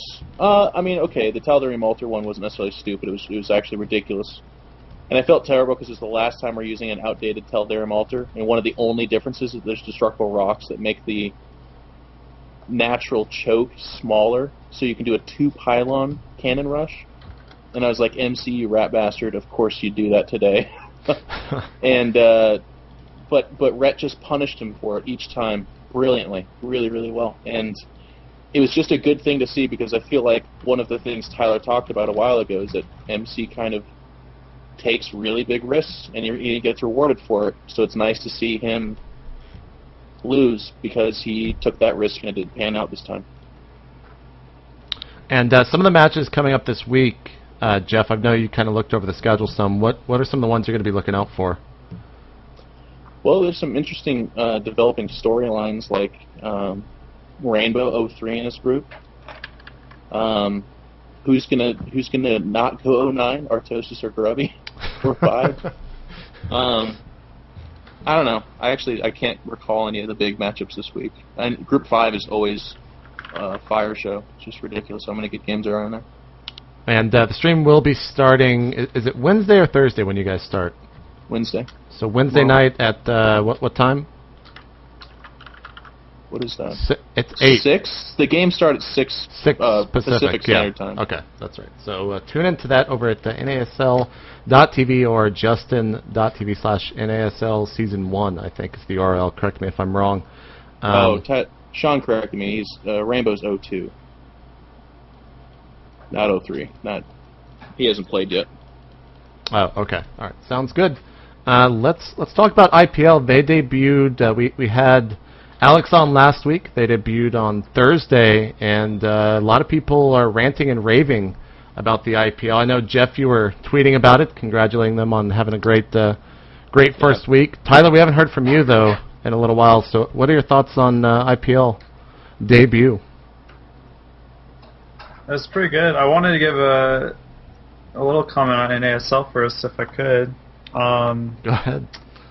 Actually, I will say I made a few posts on Team Liquid, but the one point that I would like to say on this platform, which is probably my biggest platform, is that the number one and most important thing for a league to do, or a production crew to do, is to listen to criticism and improve in response to it. And NASL is doing that. I was kind of disappointed with their first week, and their second week has been better, and they have been improving excellently, and that is awesome. It's really awesome. Can I just throw out there that is one of the coolest benefits of web television as a medium, that you can actually make those sort of adjustments? Because if this were the second episode of Game of Thrones and it was horrible, I'd be like, well, find out what they say on Friday and we'll just reshoot it on Monday. Don't worry about it. Yeah, that's true. So props to you guys. Definitely improving in a million different ways at once. I imagine probably every person who's working at NASL has made massive improvements in whatever way they contribute to the league. So it's pretty awesome. And well, thank you. And I apologize for being short at the beginning, JP. It's not like I thought you were attacking me. It's just, you have to understand too, No, man. I'll just say you are right now the hardest working person when it comes to StarCraft 2, man. I'm worried you're gonna die. I know. Man. Me and Sean, we were actually talking about this. And JP independently, I was like, is Jeff gonna drop dead? Like, passing NSL, playing NSL, playing in IPL, coaching, streaming. It's absurd how much you do, man. So. Well, there's like moments of weakness where, because it's overwhelmingly supportive. We do want to, like, obviously the league doesn't succeed if we don't take criticism right. The first week it had its issues, so it just there's like nowhere I can go without someone saying something like, well, that thing's still terrible, you should really fix that. It's like, I can't fix it, dude, I just commentate. And they're like, then tell someone who can, you jackass. Like, oh, sorry for existing. It's all good, man. We're with you. We all watch NASL every day, so thank you, sir. Everyone else watches it as well. Now, Tyler, back to you. IPL. Well, pretty cool stuff. They're trying to kind of innovate, I think, the way you can present a match a little bit. I mean, you know, with the drawings of the players and, you know, when the GG happens, win, and it shows their name. It's actually pretty cool, and, you know, they have a little bit of cool graphics between the games and stuff, just kind of upping the general production level that you'd get from a league. So yeah, it was a smooth launch for them, and it was a pleasure watching the games. They don't have the highest level of you know, player pool that you can get, so that's really the only way in which I think the league has gone poorly is the player pool. But you know, they have a series of tournaments planned out, and I'm sure they're planning bigger and greater things. $50,000, yeah. Yeah. So, yeah, it's not really a fault on them. I just, you know, I just have to mention it. You know, if there's one thing where they were weak, it was player pool. But everything else, it was fun to watch. I didn't tune in and watch every single game, but I had to check it out, and yeah, it was pretty cool. I gotta say it's a shame that the brackets were leaked on that first day, and everyone that actually saw them kind of knows what happens in the end. But when it boils down to it, people are still going to watch the game, so it doesn't really matter too much. But that was a shame. Sean, what are your thoughts on the IPL Week 1? The visual style is awesome. Props to wellplayed.org, because I mean, like, that is so cool. It's just so Street Fighter-esque. Like, I think my favorite thing of the entire visual design, and it's so subtle, is that in the overlay, the way it represents the score is not with a 1 or a 0, but with like the 2 orbs. Yeah. Which is the exact like 2D fighting style, or like for me, Soul Calibur. Yeah, like that was my favorite part about that whole thing. Every time I watch that, I'm just like, yeah, yes, yeah, he's got an orb and it's like blue. Yeah. Easily excited by those orbs. I gotta, dude, the way they announced player names, which was obviously like a little bit of a GSL reference, homage or homage or however you want to pronounce that word. Yeah, some people say like that. I thought it'd be fancy. I thought that's how it was said. I thought it sounded bad, like whoever the announcer guy was. I don't like the way he says things. Is that HD? Evil geniuses, Ibra. I mean, I think they purposely made it like. I think it might be HD. Doesn't he do? I thought he works in the IGN offices. No way. Maybe it's not. I'll have to ask him. I think they tried to make it like a little bit of an Asian accent, and that's fine. But I don't think it really turned out well. Gretorp didn't get my sarcasm again. Like, a little bit of an Asian accent. They're completely going for the GSL guy. Yeah, it's true. But I just say that I don't know. There could have been a cooler way to say player names than what they ended up with. I have gotten confirmation. It is not HD, and he doesn't work at IGN. It's someone that Wellplay got. So there's the insider info. He's not Asian. Not Asian. Their attitude is so amazing, like as an organization, because they're doing kind of a similar thing to NASL, that they're like launching this big project, and it's not a bunch of guys that have run like 15 leagues. It's mostly like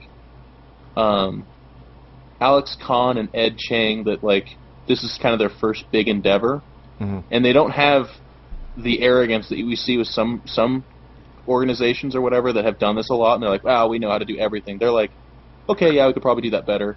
And we will. And that's like such a cool attitude that I really have confidence that this league's going to do awesome. And because they've definitely had like a couple flubs, but they go over so gracefully because the people in charge are so nice and so like willing to just admit that, yeah, we need to change that.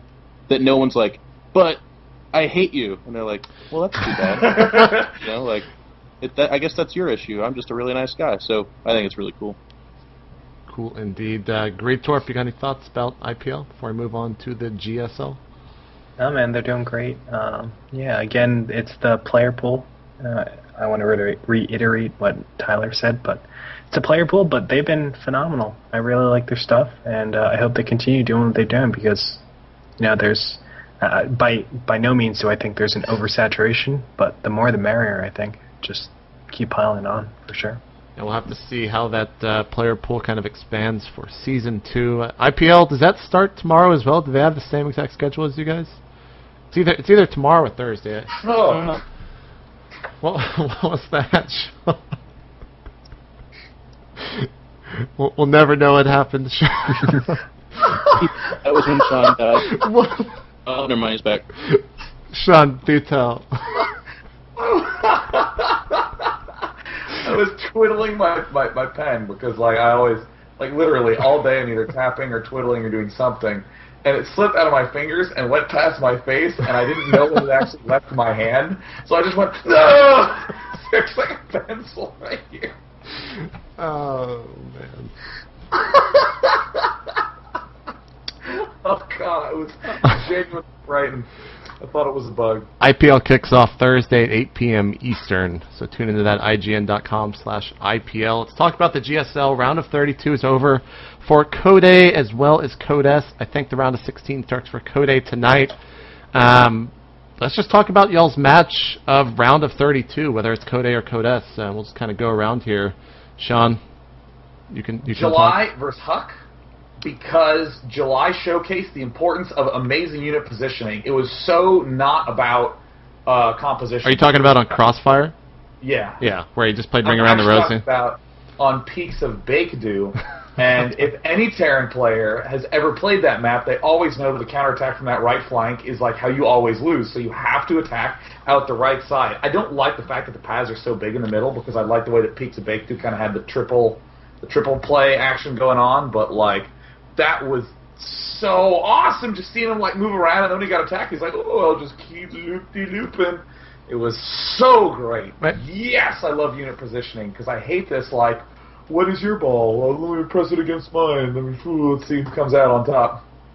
I always hate that sort of like composition battle. And I know what I said was like totally thinly veiled sexual comment. I did not mean it like that, but like. Sean, are you telling me that match is better than Inca Rain Game 5? Yes, that is way better because what I loved about what that game happened in July versus Huck is the fact that July, like, made a win happen. He got in a little bit of a sticky situation, but then he made good decisions in an awkward spot and pulled ahead. And that is always my favorite thing because people always are like, who's your favorite player? And I'm like, I like players who win. Like, that's my favorite, is players who play crisp and clean. And then when I saw Rain lose that game. Straight up lost it, yeah. Just like, oh my gosh, so what I'm going to do is I'm going to use my extra, like, energy on my only existing command center to get plus supply on the supply depots that are being killed by this Dark Templar so that I can not start a Raven. I mean, like, just spend it on mules, spend it on SCVs, you have the engineering bay, so you have the turret, so you're completely defended, and then just re-macro and play it out. But, like, Rain just treated himself as though there was no hope of him ever coming back when he was ahead for so long. Oh, God, it just stung. You sounded exactly the same when we were watching that live last night. Tyler, what was your match of the round of 32 for Code A and Code S, if you can even remember all of those? Sean stole it from me. I mean, I mostly just watched the Protoss matches, and I was gonna say the same thing, like, and then the exact same thing about the comparison between that match and Inca Rain. Like, he nailed it. felt like it was really awesome play to see the way July dealt with kind of a bad start that was not really totally his fault, but once things were in his control completely, then he played it out really well, and it was pretty baller to watch. We mentioned earlier about the tester any pro game on Metalopolis. Did we want to expand on that at all? Or was it just he lost his Warp Prism and it was the funniest GG? Oh god, that was the greatest thing ever. For any who didn't see that, it's like a standard 4 Warp Gate, like as standard as you can get. Versus a kind of weird delayed 4 Warp Gate. There's a Robo in there and he's making a Warp Prism. Oh my god, is he going to be the next White Rob? And just flies it right into some Stalkers. They 2-shot it, they kill it, and then Tester just leaves the game. Just GG's out. It wasn't even like there was a final confrontation. He was just like, oh god, and just left. It was hilarious. Jeff, you got a round of 32 game that you can recall that is your favorite? Not really. Just the storyline that the foreigners get knocked out, which is pretty sad. Yeah. Well, they're going to up and down, so they're out of. Yeah, and up and down is actually going to be harder than probably the round of 32 with all the people that have been knocked down to it and all the potential people coming up from Code A. So we'll see. I mean, we've got MC, MVP. Who else didn't make it? And Snare Tester. And Snare Tester, Huck, Jinro, and then whoever makes it out of Code A, which we'll have to wait and see how that unfolds. They're good. Yeah. Did Losira get knocked down? Losira, yeah, he got knocked down. He'll be in the up and down. What? No, was it Losira or Lenok? No, Lenok's out. He's in Code B. Losira got knocked out up and down, yeah. Is Code B a real thing? No, it's just what everyone calls it when you get knocked out of Code A. I guess Artosis started that or something, and I'm just expanding on it. I know, I just thought about what I've done, and now I'm just really upset at myself. Gretorp, you got any round of 32 matches that stand out for you at the GSL? I hate to say this, but unfortunately my GOM player hasn't been working for like a month, and I haven't gone to look. I've like reinstalled it millions of times, and because of that, I have not actually followed the GSL. It's all right, man. It's all right. Really, but like, if I could, I don't think I really have the time to right now. Yeah, I've been like super busy with, because on top of NASL I do another project.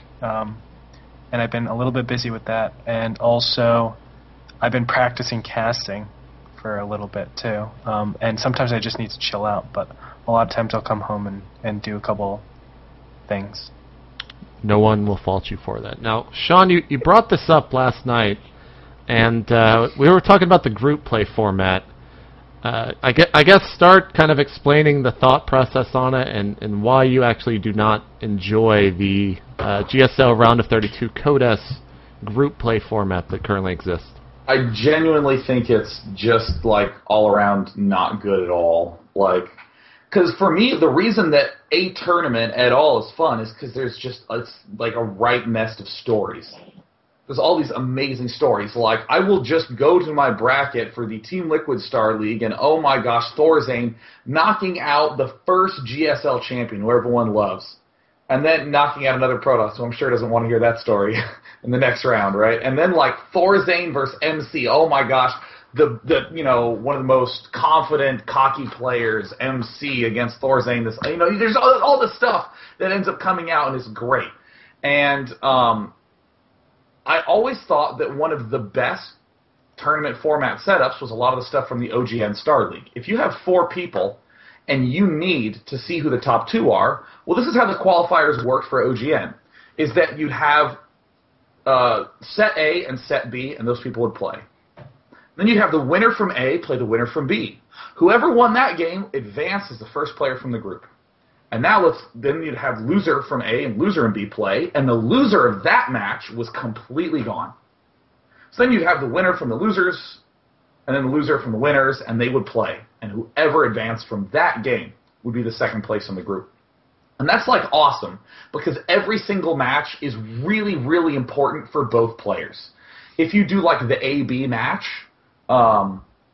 like just the very first games, obviously if you win, you're only 1 game away. And if you lose, you're 1 game away from elimination. And the winner's game, obviously important.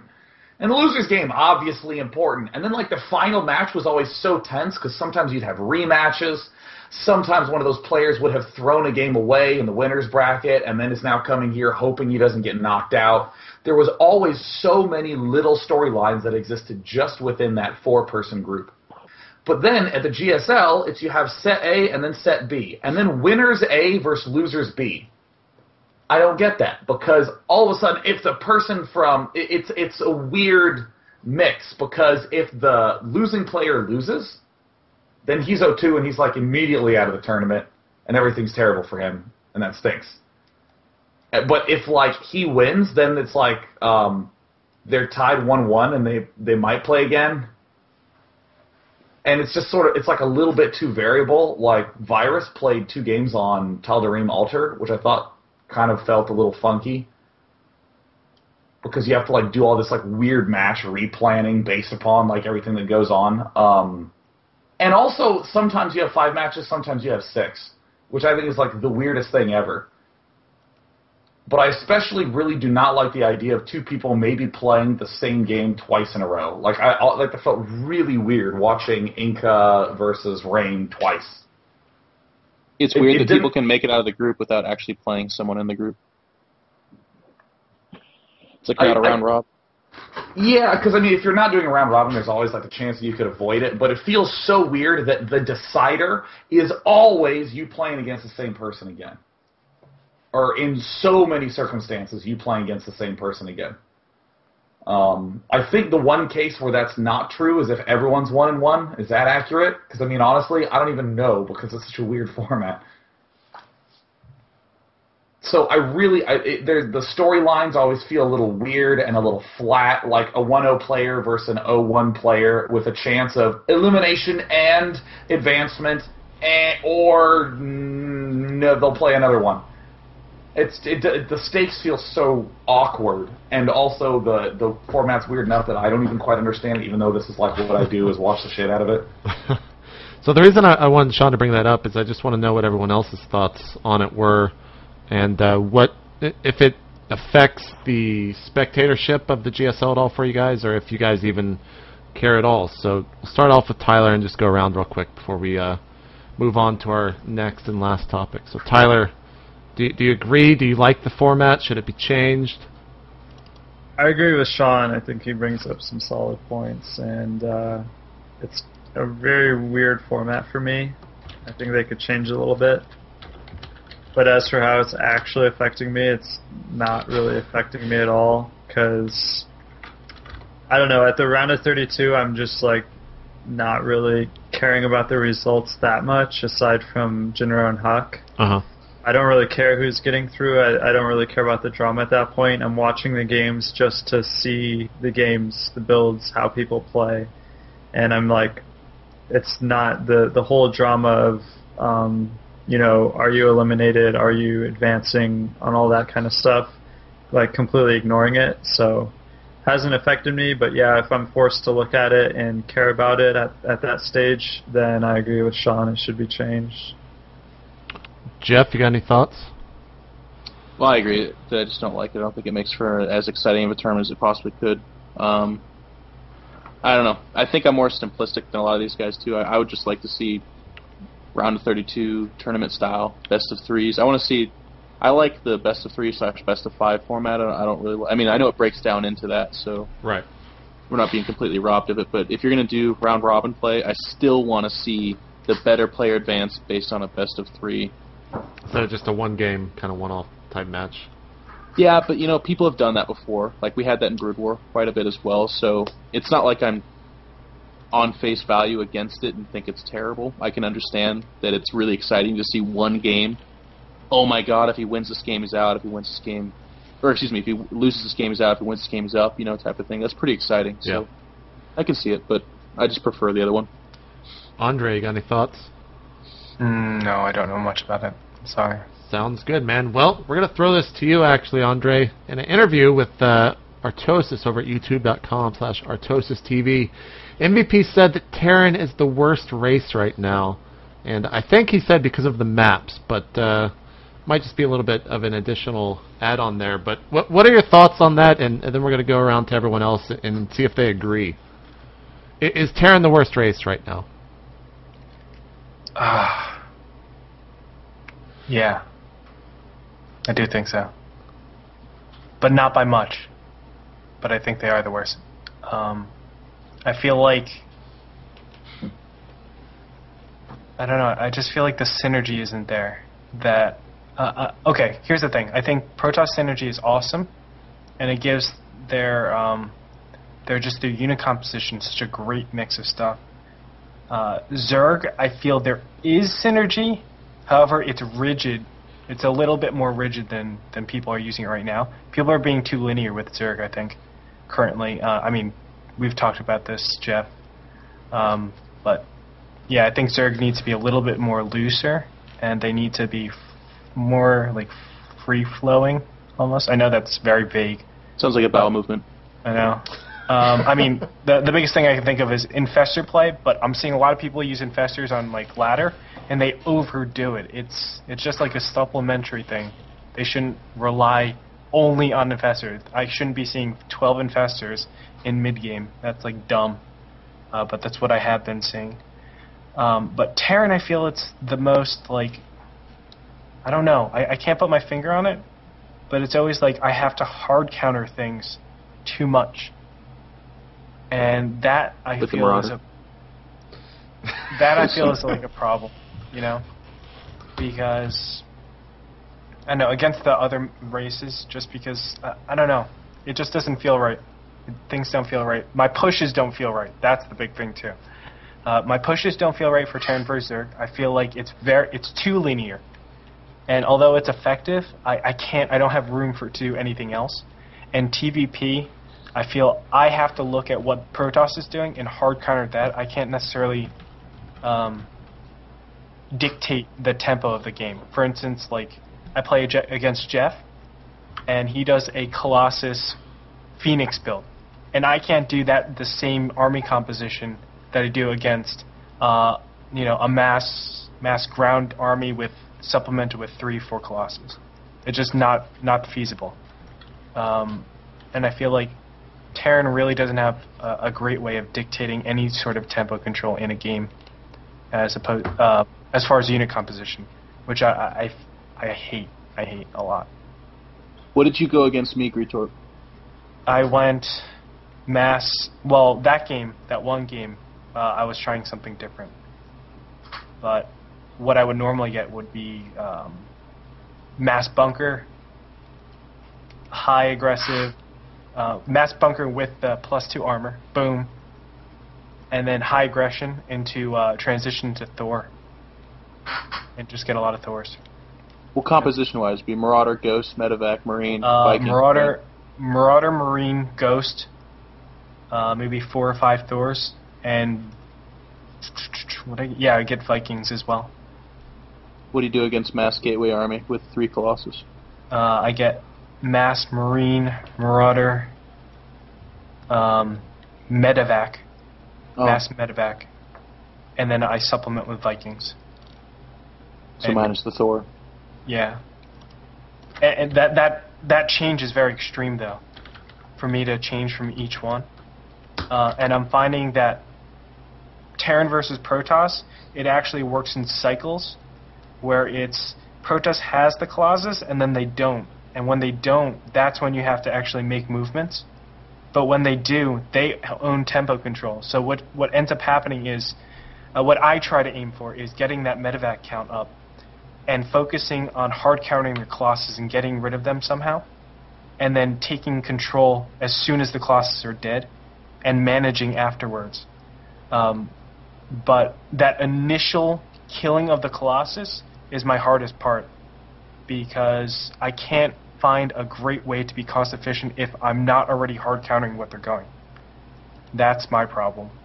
But I think, because think, if you lose all your freaking Colossus, and I have a bunch of medevacs, and with gateway units, it's a great advantage. It's a really, really nice advantage. So that's why I try to focus myself around. Maybe I'm doing it wrong. I've seen Thorazane do it very differently. I see QXC do it very differently. But I just feel like Terran versus Protoss is too big. And then I don't want to go on about Terran versus Zerg because I just had a monologue or two. Well, Jeff, I think you made the most remarks with your face, so we're going to throw to you. Is Terran the worst race right now, man? No. I don't think Terran's imbalanced or anything like that, but Terran's in and around the finals of every tournament. You know, TSL, half of them are Terran. They do just fine in every tournament. And, like, I could entertain an argument that Zerg is the worst and that they're the weakest. But when Terran players are complaining that they're not winning enough and not doing well enough, shake my head, man. I don't even and I know care people about are going to be on me. Though. You don't care about results? I don't care about results. I'm just saying in theoretical. I understand it has a strong correlation with it, but, I mean, let's be honest. All the races aren't used exactly how they should be or how they theoretically should be. Incorrectly used, they're still winning. No, it's not Terran that's incorrectly using it. It's other races that might be incorrectly using it as well. I mean, I'm not saying that that's the reason, but I don't know. I don't say I'm biased, of course. I'm biased because I am Terran. Sean, I know you have to go here. I think Protoss is the worst. No, I don't think that. Sean, I know you have to go here pretty soon, so just wanted to get your thoughts real quick before we let you go. 99% of the time, anyone says that my race is blank is the weakest, they're not actually talking about balance, they're venting. Like, really, almost everyone is going to get in a mental rut or in a gameplay rut where it feels like whatever they're doing is just like banging their head against a wall. You know, it's kind of like when Hydralisks, like just massing Hydralisks was kind of what you did as Zerg in a lot of the matchups. Like, this is way long ago, even like in beta, like not much when the game came out, but a lot of Zerg players would feel completely screwed because it was like, well, how can I defend against this early aggression and still get all my Hydras up in time? And the answer is, well, maybe you just shouldn't be going for that sort of opening, you know, because again, you're sort of stuck in that mental box. And I mean, I look at MVP, who's like incredibly good and is now like playing in Code A, and his teammates are some of like the best players in the world. You're definitely going to get in a position where you just feel terrible. I mean, it happened to a lot of the Brood War pros, and no changes were made, and then those players rose to prominence with like the best play ever, and we're like, oh my god, I feel like I'm on top of the world, I'm unstoppable. So I mean, I don't really care to indulge that thought process. I definitely can say, though, if we view it as venting, man, it can feel very frustrating when you're trying to do your Marine tank brilliant builds, and then you just miss 10 Banelings and lose everything, and there you go, the game's done. Play again. Terrans have always been the angriest players. Like, look no further than Idra Artosis. They would do this, like, intricate build that they have timed out and worked on for months, and then they get DT dropped. And Artosis would turn around and break a table over his knee. Like, I understand their frustration. They have very fragile turnarounds. But especially Terran and StarCraft 2, they're pretty robust, man. Protoss, make a Marauder. After that, you have to use your brain. Uh-oh, I need to make a Thor with the Marauder. Whoa! Jeff, I love how even you know Terran isn't that easy, but still, that's totally the way it is. Oh, take that, Terran. Ugh. Tyler, you got any thoughts? Or you just... Well, I think people should look at the context sometimes. Like, if someone goes out of their way to, like, broadcast a message and it's totally out of their character and all this other kind of stuff, then, yeah, maybe they really care about what they're saying. But if, like, someone comes to their house and, you know, their manager tells them, hey, you got to do this interview, and then, like, they get asked a question and they just answer it how they feel like answering it at that moment, that's, like, a different level of accessibility. I think people need to look at that differently. Like, there are certain people in the community that are made accessible now, or they make themselves accessible. So it, you know, you might feel like, oh, we rarely get to hear the Koreans' thoughts on the state of the game, and now we got to, and now this is some great insight into the way real pros think about the game, and we should take this super seriously. No.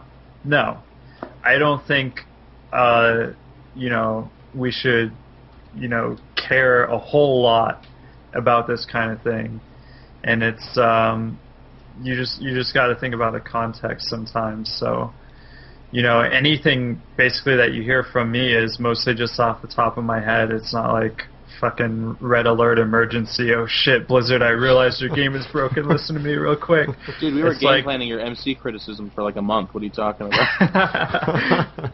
yeah. So I don't know. I hope people don't put like what they hear from Koreans on a pedestal too much. But I'd also like to say, like, what Gretorp is saying, what Andre is saying is, like,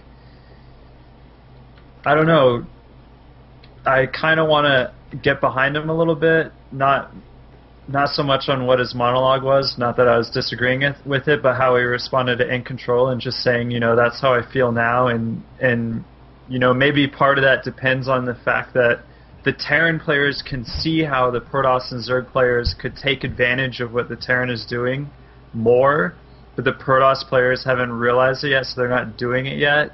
I think that's some valuable insight, and I think, you know, I don't know what the chances are that that'll actually play out that way, and, you know, we'll see Protoss, you know, abusing some Terran weaknesses even more in the next month or two. But, yeah, I think we should respect those kind of feelings from, you know, someone like Andre who understands the game really well, if those are the feelings he's getting, and the current results are contradictory to that. I feel like we should still kind of, you know, see what his pulse on the matchup is and respect that. Well, when a Protoss explains it, I think it makes more sense. Like, I think you're just smarter, so. Look at Andre. Yeah. Yeah. That one hurt! Like a marauder concussive shot. A marauder shot his brain, it's going real slow. Jesus. Sean, I know you gotta go.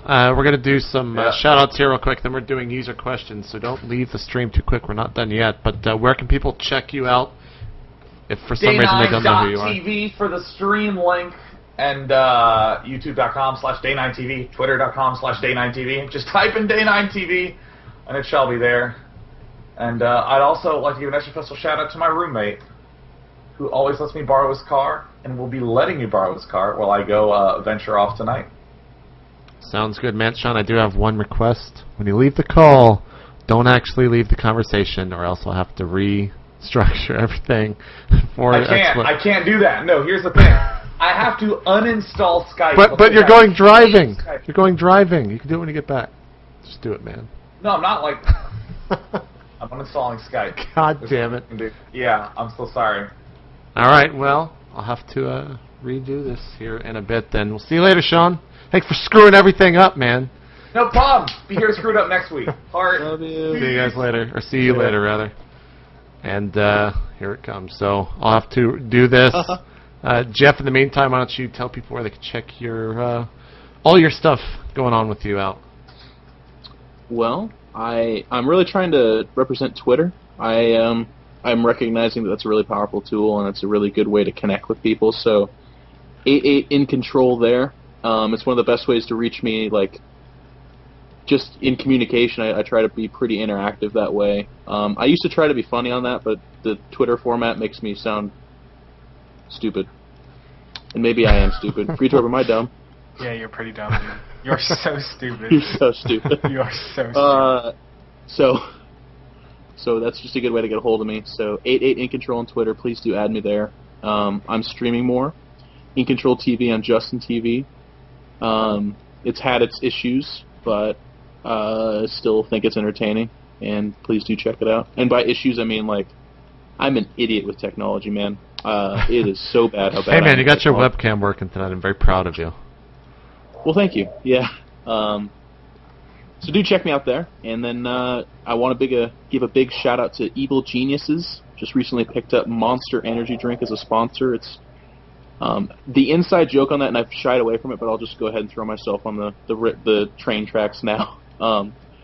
Like 7 months ago when I hyped something, that was it. I was so excited to hear about Monster Energy because it was a big lifestyle sponsor getting behind a pro gaming team. Like, they sponsor X Games and crap. Like, we're getting under their umbrella, and that's really cool for us. But the part that I'm really excited about is that companies like Red Bull or some of these other, lifestyle companies can look at Monster and say, they've safely invested in a team. They seem to be doing well. It's this new market. What are other big teams we can check out? Then they think of Fnatic. They think of Team Liquid, Dignitas, and then at the end of the day, it's more money coming into the sport that we love. And I really feel like, to a certain extent, and of course I'm biased, EG is the best one to have that be the initial test, because they're the most professional organization, like, with through and through, it's a company. It's not just ran out of some guy's basement or something like that. It's a literal team and company. So it's a pretty safe investment, which makes the market look much better for other companies to invest in. So I'm really excited in that opportunity, and hopefully it goes in that direction, especially with StarCraft 2 blowing up. There's leagues like sprouting up all over the place. It's pretty amazing. But also Evil Geniuses, god damn it, I am such a promoter. Well, they're going to be announcing a new project pretty soon, and it's going to be awesome. Cool. That's it. It's not the best thing ever. It's not the best thing in the whole world. It's just pretty cool, and I think people will like it. We'll be looking forward to that. You learn how to not hype stuff so much. You know what? One of the biggest differences between the IPL and the NAS is they didn't say they were going to be the best ever. Bitch. If I could go back in time and kick myself in the balls on that day, I would have done it. Would have done it, man. Tyler, where can they check yourself out? And remember that all of our Twitters are underneath our names or above our, or underneath our heads or above our heads, so you can go check that out. Yeah, just check out my Twitter. That's the main thing. And I just want to say thanks to the sponsors of Team Liquid. Well, we only got one right now. The little app factory.com. You guys are awesome. If you want to go support them, you can go to tlaf.com and check them out, see what they're all about. And of course, I got I got my sponsor. If you like buying you don't gum, mind so much. One might if you say. want the best gum you've ever had in the world, buy Stride gum. There you don't go. give a shit what gum you chew. Dude, I got to give a shout out to the awesome supporters of esports and of me, and so many people have tweeted at Stride Gum to support me, and like that is so awesome. Like I can't express enough gratitude for it. Just to show that esports takes care of its players, and yeah. You guys are awesome for doing me that favor and showing Stride Gum that if you sponsor a StarCraft 2 player, you get your money's worth. And that stuff matters. Like, yeah, it matters. It does, keep man. doing that. Yeah. Keep tweeting at Stride. Like, I can speak on behalf of Kingston. They did a PAX booth, and they were like, dude, we had 4,000 people like our Facebook page, and that's like a giant number to them. Yeah. In esports, it's not a big deal at all, but this matters to the corporate world. So when Tyler gets sponsored, when TLO gets sponsored by Sony Ericsson, send him an email. It's not like you're emailing Bill Gates that you want him to change the Windows interface and it's going nowhere. It actually gets to someone, they look at that and they go, oh wow, people actually freaking care about that? Oh my god. And then they get 100 more, then 1,000 more, then 10,000 more. It actually matters. Please. Yeah. Support the companies that support esports because it actually matters. I will say that Stride talked to me about last week, so people know of your support for Tyler, or people at Stride know about your support for Tyler. So doing a good thing, keep that up. Gretorp, where can people find out more about yourself and promote some of the stuff that you're working on? Let me think. Well, NASL TV, that's a good starting point. I've been casting with them, so check that out. Also, you can find me on Twitter at twitter.com/Gretorp. I have been pretty inactive with my streaming, but I'm looking to get back into it.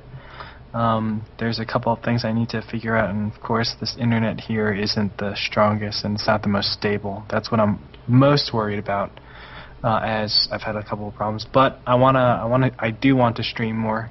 And you can catch me there at JustinTV/GretorpTV. And I basically commentate a lot more in depth, though.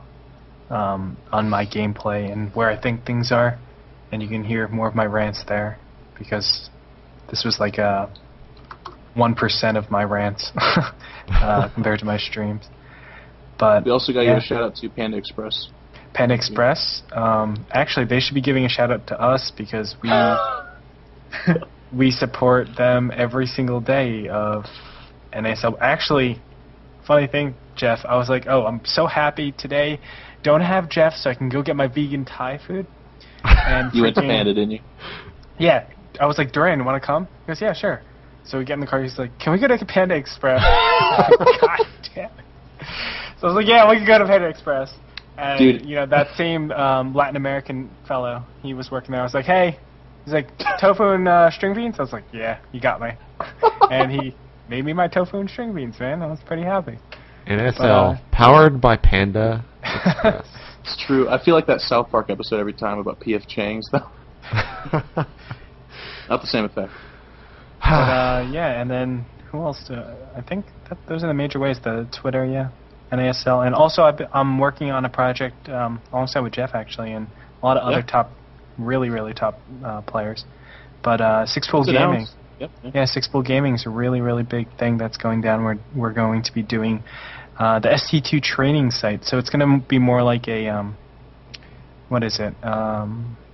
Like the textbook almost. We're trying to make like a huge textbook for every single race. We got fantastic players. We have, I think, who's announced? Me, Show, Select. Then we got Yos and Rhett. Rhett. I'm sorry, Rhett. Team Dignitas. Yeah, I said Show and Select. Oh yeah. Me, and then a couple others. I don't know who's announced yet, but I'm not gonna go. I'm not gonna wait on a couple more. Yeah, we're gonna wait on a couple more, but it's gonna be pretty sick, and we're doing that, and we're gonna be putting a lot of work into that too. A lot of the stuff, it's heavily invested, making sure that it's top tier and going to be the cutting edge, and hopefully I think it has a lot of success, because there's so many people that want to get better, and so many times it's like the supply for coaches is so limited, you know, the teacher, if you will, but the textbook is basically everybody's going off of word of mouth, right? It's like we have no written Bible almost. I think it's a great time to penetrate that market. Sounds good. Are you really? I was gonna leave it alone, Jeff. Are you really laughing at penetrate? There's certain words, my friend. There's. It's a phallic. There's word. a huge hole in the market. I think we gotta penetrate it right now. Just shove it in there as fast as possible. Dude, I said the worst one in this last week's cast. I said, "There's a hole in there, and Idris gotta get in there and make it hurt." And if it was me sitting next to myself, I would have exploded. I would have looked at that kid and been like, "What the hell did you just say?" Gretorp is such a good co-commentator. He's like, "Yeah, I know exactly what you're talking about. Let's pretend that." No, I said that's what she, and you're like, no. Oh God! All right, follow right here if you're watching on justin.tv/itmejp. Follow the stream. Check me out on Twitter, twitter.com/itmejp, youtube.com/itmejp, where you can find the pre-shows as well as itmejp.blip.tv, and also SC Center, which is a show that I've been trying to promote lately. It's kind of your daily rundown, 15 minutes or so each day, Monday through Friday at 5 p.m. Eastern. The stream goes live, and it's with Chobo Peon, who wrote the StarCraft Bible. So check that out as well, and check out SC Center, trying to get it promoted out there. And it's going to be changing a lot actually in the near future, probably in about a month or so, I would say. So support that. I'm putting a lot of time into it. And also facebook.com/itmejp. And let's do some user questions. If you got a question, you can submit it to SOTG I want to endorse the questions. SC Center real quick. Do it, man. I'll let you do that, Jeff. You can talk about that. Well, it sounds. I feel like I'm cheapening my own endorsement because I'm here on your show, and obviously we're good friends. But please do check it out. Like, I think it's just it's the fact that it's not more popular is a tribute to the fact that there's so much great content going on right now, which is a good thing, but also a bad thing that SC Center has just like. If you need to know in 10, 15 minutes what is everything going on up to that point in time for StarCraft 2, that needs to be bookmarked. It's so good. I mean, I don't know. I hope I get 3 more people to check it out because it's actually so good. Yeah, man. Right now, 3 would help out a lot. So just let me know and I'll retweet it every time. I want to support that more. All right, man. I will do that. Let's do some user questions. We are going to bring Anna on, and it's gonna fucking Sean. It's gonna fuck up the layout rather of the show right now. But let's do these other 2 questions first before we bring her on.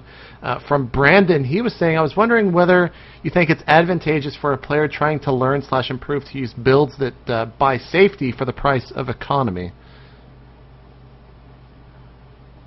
Jeff, you look perplexed. In my opinion,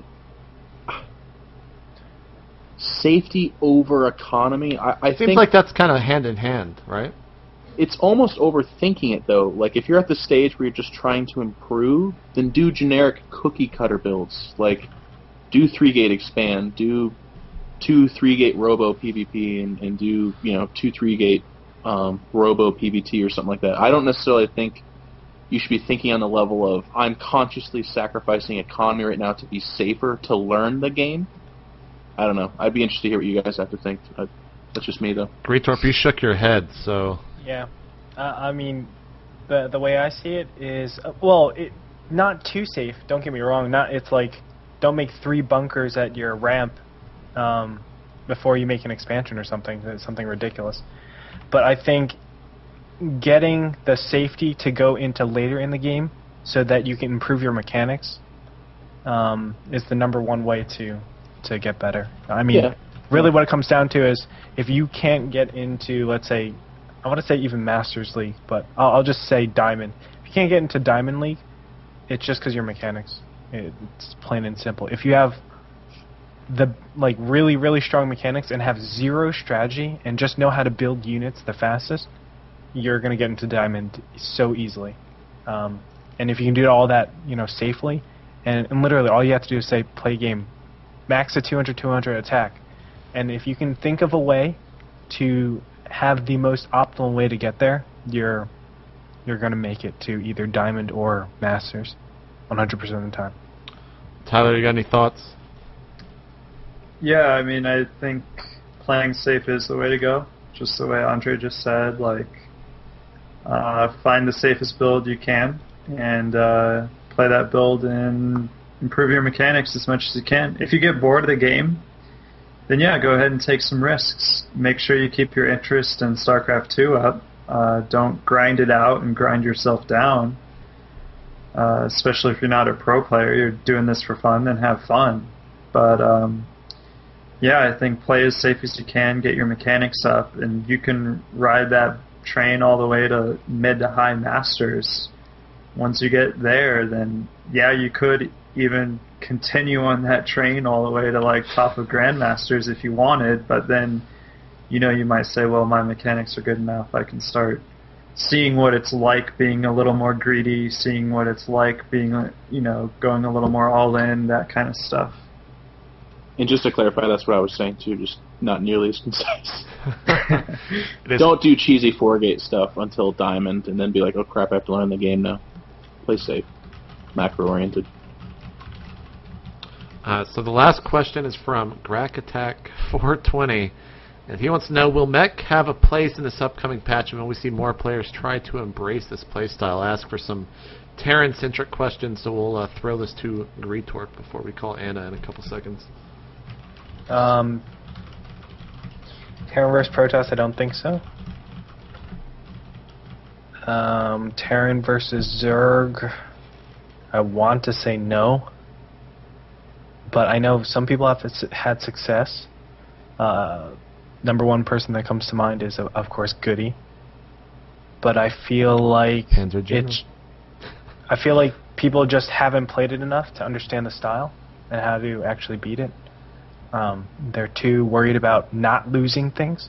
I think that's the biggest problem with RTS games. It's especially expansions. Like, you have your expansion and you're afraid to lose stuff. Just because it's your own, you feel like if I was perfect, then I shouldn't lose anything. I should be able to walk over you, and that's the style to play. But against mech, that's not what you do. You actually allow expansions to die and and do that kind of stuff. And I think it won't last. Well, maybe it will, because again, a lot of people don't have enough practice. But I don't think it's sustainable in TVZ personally. But maybe I just don't have enough practice. But TVP, 100% sure that is not sustainable.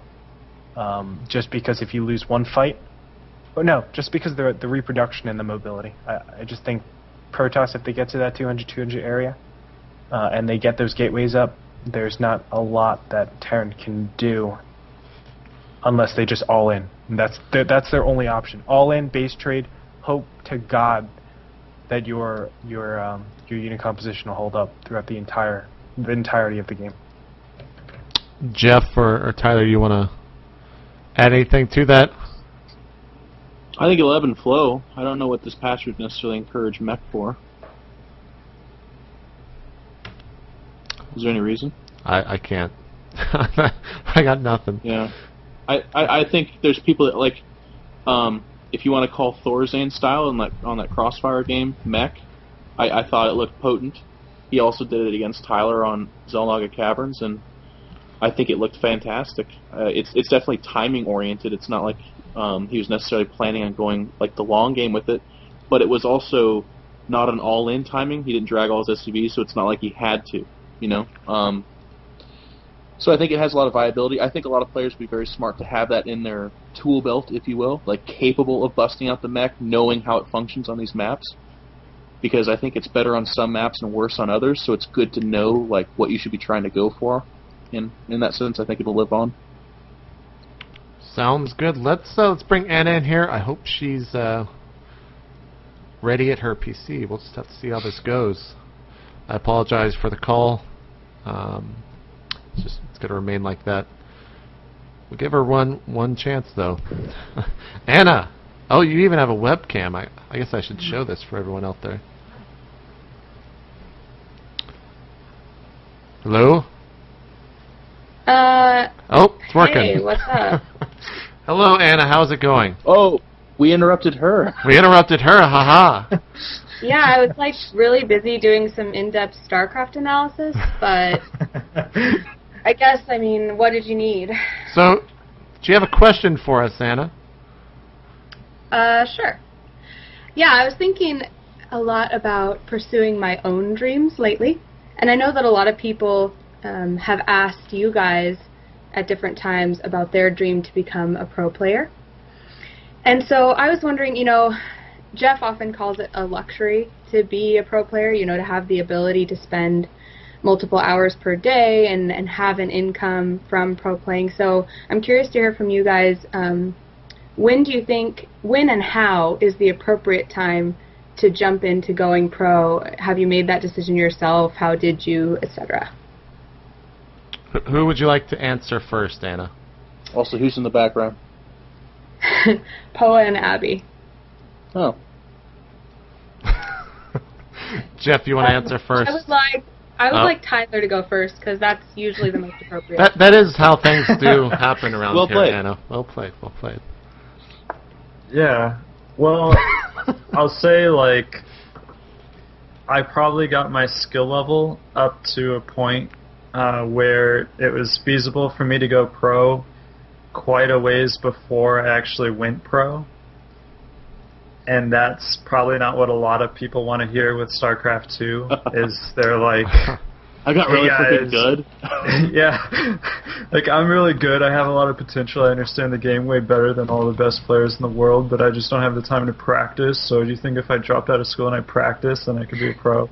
It's like, that's not how I went about it, and that's, I mean, if you don't see how risky that is and how crazy that is, then, you know, you've got some problems there. So I'll say, at least for myself, like, I was essentially a pro when I was still, you know, full-time in school. Like, you know, when I won the TSL2, I was taking full load of classes in college, so it was kind of like, what? Yeah, you were taking a full load. Yeah, a full load, man. It was really penetrating my time schedule. Gretorp, look at Gretorp. Stone face. Yeah. Yeah. So I'd say if you really want to be safe about your approach to being a pro gamer, you should probably basically keep doing what you're doing, which for 99% of people it's a full-time job or school, and then commit as much spare time as you can to StarCraft and prove to yourself that you actually are one of the top players. If you play 30 hours a week and you can actually get near the top, then maybe you can start considering quitting your day job or interrupting your education to put in 60 hours a week instead of 30. But if you're committing 30 and you're not top 50 on North America, then you probably are not going to be a pro player. So basically, before you become a pro, you have to be comfortable devoting all your time to something full-time and StarCraft in order to get to the point of turning pro. Yeah, I think so. If you want to do it without being really risky about it and making a questionable life decision of dropping a path that might be best for you for some other path that might not work out for you, then yeah, I think you should just go crazy and stay full-time school and then wipe out any sense of a life you have and just commit it to StarCraft 2 and see where you get with it. I mean, do it for 6 months and see where you get with it. If you're not willing to make sacrifices before you make the ultimate sacrifice of quitting everything else, then it seems kind of silly. You should sacrifice as much as you can without, killing your education, just to get a little proof that you're capable of it. Jeff, you're hucking it up over there. Yeah. You want to webcams? You want to answer Anna's question? Yeah, I think it's cool. I think it's now easier than ever to go pro. It's more of a graceful period of time. There's people looking to expand. There's these teams like VT and even Root to a certain extent that they don't necessarily need to recruit a top dog from Europe or a top player. They're actually looking for talent. And that's kind of like the Spanishiwa story as well. He just had a great idea. He executed fairly well. He dedicated more time to it. Now people are recognizing him. He's getting paid to stream. He's getting sponsored by things. It's kind of stockpiling around him. So a lot of people, there's threads that pop up on Team Liquid almost every week where someone's like, well, I talked to my wife, and we had the kids sit down for a talk, and I've decided to go pro in StarCraft. And I think that's the absolute worst thing for me to ever hear. I mean, power to them, good luck. But that's they have a 1% chance. But right now there's young kids who are playing the game 3-4 hours a day because they love to. I was there once. Maybe it bleeds into 5-6, and they've got a talent for it. They've connected with some other good players. Now they're getting better. They're getting recognized. And then a team comes up and says, hey, we'd like to have you on the roster. Would you like to be sponsored? Or would you like to try out? And that kind of thing. And then it grows from there. And then I think you get to a realistic point in time where it's okay, I can make money from streaming, I make a salary from the team, or I'm in a position to earn a salary from the team, and I can travel to tournaments where I can do well. Let's dedicate more time to this, and now I'll be considered a pro gamer. Maybe I will quit something, or I'll dedicate more time, or I'll make it work. I think there's a better launching point at this point in time for StarCraft 2 than there was certainly ever in Brood War, for us Westerners at least. And I think that's pretty cool, because we're seeing a lot more players go big time, and they're not necessarily the best players, but they're able to make it work based on how much interest there is in StarCraft 2, and that's pretty cool. But one of the big words of caution I want to say here is there are those people who are I've been thinking about it, and I want to quit my job, drop out of college, dump my girlfriend, and go pro in StarCraft. And it's you don't want to tell someone how to lead their life, but you just know that it's not going to work out that well. It just doesn't. It's a really tough game. It's a privileged game. If someone plays 23 hours a day, are they the best player in the world? Nope, they're not. It's not time equals success. It's a whole bunch of different categories as well. Gretorp, you got anything to add? Yeah, I guess the biggest thing I would say is it's just like any sports, let's say soccer. I don't start as a soccer noob and say, okay, I'm going to quit my job and go pro soccer player as of today. I'm going to train so hard, and hopefully I get in. Usually how it goes is you do it for your free time, you know? And if you really love it a lot, you end up playing it in all of your free time. So, like, for example, I don't know any movies. I barely watch any TV. I don't do much stuff, and I'm very efficient with my other extracurricular activities. So I'm making sure that, you know, for instance, I went out to judo today. I came back, started grinding. I went on ladder, and then of course this. What? As soon as I heard that, I just looked right at Jeff. Got home, started grinding. Non-stop. Just ground it out. God dang it. Dude, I cannot not do some innuendo. It's really, and it's really every hard. single time. Now you got I don't Anna's mean dog to do it. excited. She's really excited. Gretorp. She likes the I idea don't of mean Gretorp. to do these. It's just okay. So I started grinding really hard, and then I came on State of the Game, and I just lost it, man. I just lost it. What did you do on State of the Game? Don't do that on State of the Game. No, it's like, you know, you have to have a lot of commitment. You have to love to play the game, and only then do you. You got to give it as hard as you take it. Exactly. Because then you have the requirements to take it as much as you need it, and once you do that, you have to do it hard, like day in and day out. That's it, and make sure that you're good at it. Because if you're not good at it, then it's pointless going pro at it. But if you're great at it, then and you have the commitment and the time, yeah, it's seriously you can take out soccer and put in soccer, and you know it's all.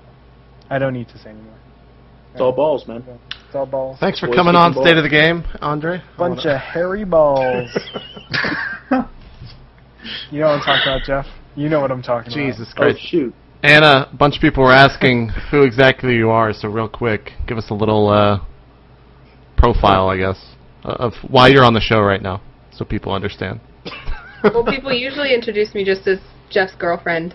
So I've been dating Jeff for a few years now. He's pretty cool, I think. And I'm also the current reigning Miss Oregon USA.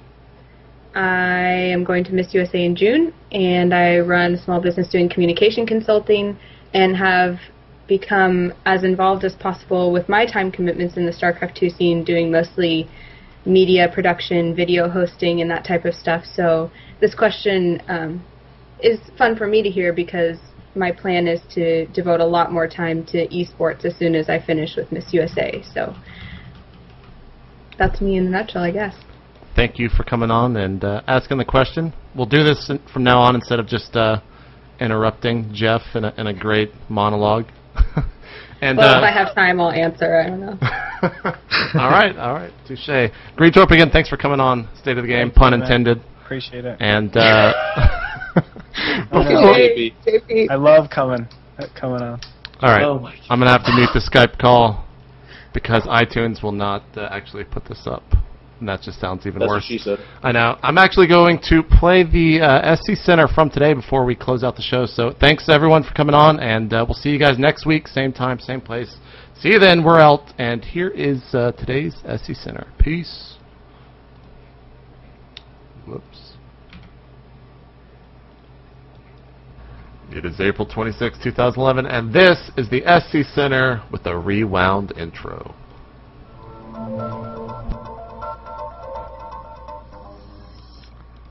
What is up, everyone? I'm JP McDaniel, and that right there is a very well lit Chobo Peon, aka Patrick O'Neill, coming from Brooklyn, New York. Patrick, is it bright and sunny out there? Sun is shining. Punk kids are making too much noise. It's spring, man. How's Texas? Well, I don't know if you could see, but I'm actually lit by two different types of this is like the vampire kind of lit nerd side, and this one's like the power of the sun side. So when those things clash, it makes it very weird looking on my face, and that's how Texas is right now. It's very weird looking.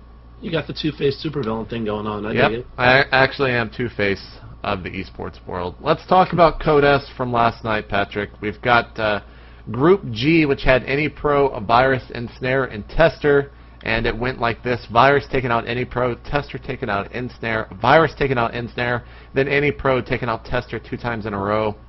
I know you watched this, so I'll let you take first stab at it. What do you think of that group? I'm trying to remember some really memorable games, and I'm honestly coming up blank. Were there any? I know the next group had some real good ones. Any Pro Tester match 1 on Memphis probably was one of the funniest games I've seen. So Any Pro just straight up 4 gates. Tester does this 3-gate robo and off of 1 gas and makes a warp prism and goes for this drop. Well, Ensnare has a pylon on the high ground. Tester has a pylon on the low ground. Here comes the warp prism. It just gets sniped, and then GG is immediately thrown out by Tester. So warp prism dies, GG. It would have worked. I mean, Artosis went into pretty good detail about it in the cast, so if you want to go check out really what was going on, other than just the warp prism dying, go check that out over in the VODs over at gomtv.net. But that game was interesting. The Xel'Naga Fortress game was pretty cool. I thought Tester was going to be able to hold it off with his DTs. There were some good attacks that he actually did hold off, but basically Any Pro just had too much stuff and beat out Tester. That means that Virus and Any Pro will be moving on to the round of 16. Virus going 2-0 and Any Pro going 2-1. Poor Ensnare, poor Tester. There's a picture out there of Tester who was crying. But anyways, let's talk about the next group. We had July, Rain, Inca, and Huck. And it went exactly like I expected. What were your thoughts, Patrick? This was clearly, for me, the group of the day. So just to go through the results for those guys, July beat Rain, Inca beat Huck, July beat Huck in a pretty good game. You called it silly. I was, maybe just because it's Huck. It was silly, man. It was silly. I told you before, every time Huck moves out, it's right when his opponent is actually in position to attack. It almost looks like a counterattack, but no, it's just, I'm attacking you. And Huck just starts moving out. He has really, really poor luck when it comes to that. But it was actually really cool. We were talking about it before we started recording, how July had this strategery, to use a good word, basically. And he kept basically playing Ring Around the Rosie with Huck there on Crossfire. And finally, when Huck got kind of a two-sided attack on him, he just went in, attacked his natural a little bit, and then walked out the front door, and he kept doing it. And eventually, the game became this huge base trade, but July did have his third up. He just put a ton of spine crawlers up, and that was pretty much the game. So, what do you think about the Rain Inca series there at the end? I was just going to ask you the same question. Was that the one where with the comeback of the century? Was that the one I'm thinking? It was, but I mean, God, those players were terrible. Like, Game 5 was a good game, okay? Well, I watch it. It was a good game.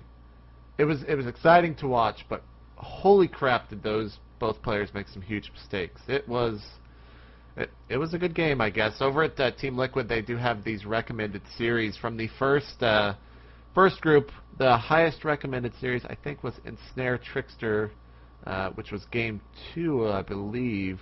Yeah, so that was the highest rated game over there. So go check that out. And in the second series, it looks like Game 5, Rain vs. Inca Game 2, also known as Game 5 from that set, was the highest rated series. So go check that out. But man, those players made some big mistakes. But oh well, man. Oh well. It can make for exciting play. That's true. That's true. Tonight is going to be Code A. It's going to be Nuts Bomber, Creator, Ryung, Boxer Alive, which I'm sure will get a lot of viewers, and Job versus Hyperdub. What are you looking forward to tonight? Creator Ryung might be pretty interesting. Who did Creator take out in the round of 32? He took out Lenok, right? I want to say it was Lenok. I hope that it was Lenok. Also, Nuts versus Bomber might be pretty good. I mean, all these matches really should be interesting. It's a lot of Terrans. There's 2 TVTs and 2 TVPs. So if you're a Terran player, watch Code A tonight. You'll probably see some good play from those 2 users. But I would say I'm going to go with Ryung Creator as match of the night for me, pre-match of the night, and I'm going to say that Ryung actually wins that 2-1. That's what I'm going with. What's your match of the night? Who did you said Boxer Alive? No, I'm probably going to look forward to Bomber Nuts, just because every time Bomber plays, I kind of want to watch him. Whether or not I'm buying into the hype, I just really want to see the guy play. But like you said, it should be a good night all around. Nothing really that's looking too terrible. Let's talk about those patch notes. Yes, have you played them on the PTR? I have not, but I just want to say the bunker was changed, man. Actually, no, it was not. I thought the bunker was changed in some fashion. Bunker's changed. Where? From 100, you don't get everything. Oh, back the now. salvage You get resource. 75%. Okay, yeah, that's the bunker change. You know, they go and sit in a room, like, all right, guys, we got a patch. Let's get a bunker change in there, and then this is it. PvP is going to be completely changed. I think a lot of matchups with Protoss in them, PvZ especially, is going to change when it comes to the openers. But we'll go a little bit more in depth on state of the game. Do you have any thoughts about the patch? No, I haven't played it really, but I'm off the top of my head, I'm happy with what they're doing with Protoss. I think things needed to be shuffled around, so I'm glad to see that they're doing that, and we'll see how it plays out. We'll see how the PTR works. I just read fixed a bug where players were still able to stack flying units on top of each other. Why would they take that out? Why would they take that out? But yeah, you can go check out the actual patch notes over at us.battle.net. I'm sure it's on all the other battle.nets as well. And we'll be discussing that patch as I make upwards tonight on State of the Game, so tune into that. I'll tell you where in just a couple of moments. You found a website that I'm not actually going to be able to give you guys, so just go check out the YouTube VODs or the Blip VODs over at itmejp.blip.tv. But it is a prize winning by country. Korea has 934,617 total earnings. That's almost $1 million. Second place is Sweden with 18 total players at 100,000. U.S. has 138 players and it's 70,000. I wonder where they get the number of players from. Probably the number of players who have placed in major tournaments. Okay. Yeah. But yeah, this is a website that we talked about a couple of weeks ago as far as giving you guys individual results and prize winnings.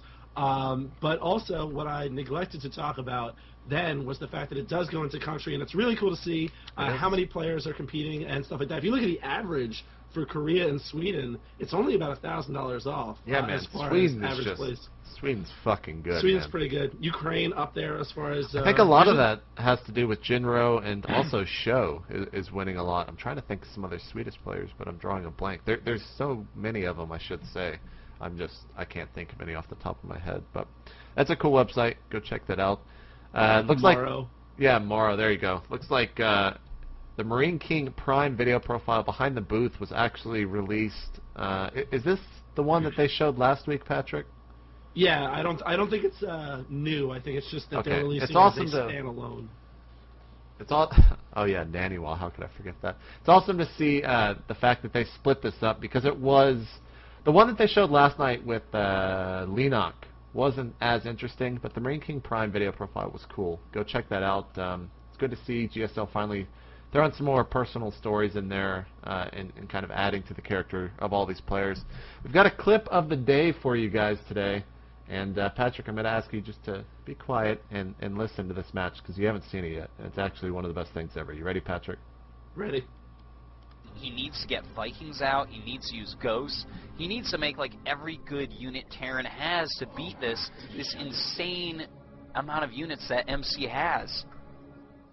Yeah, I just don't know if it can be done. And Thursday moving forward, eating another Psionic Storm at the hands of a High Templar. Another High Templar doing a nice Psi Storm, but Thursday trying to dance out of that. He's got a lot of Ghosts of EMP here, dropping 2 EMPs, taking out that Dark Templar actually. But MC is coming back with a scary force that is going to sandwich Thursday in here. And look at this!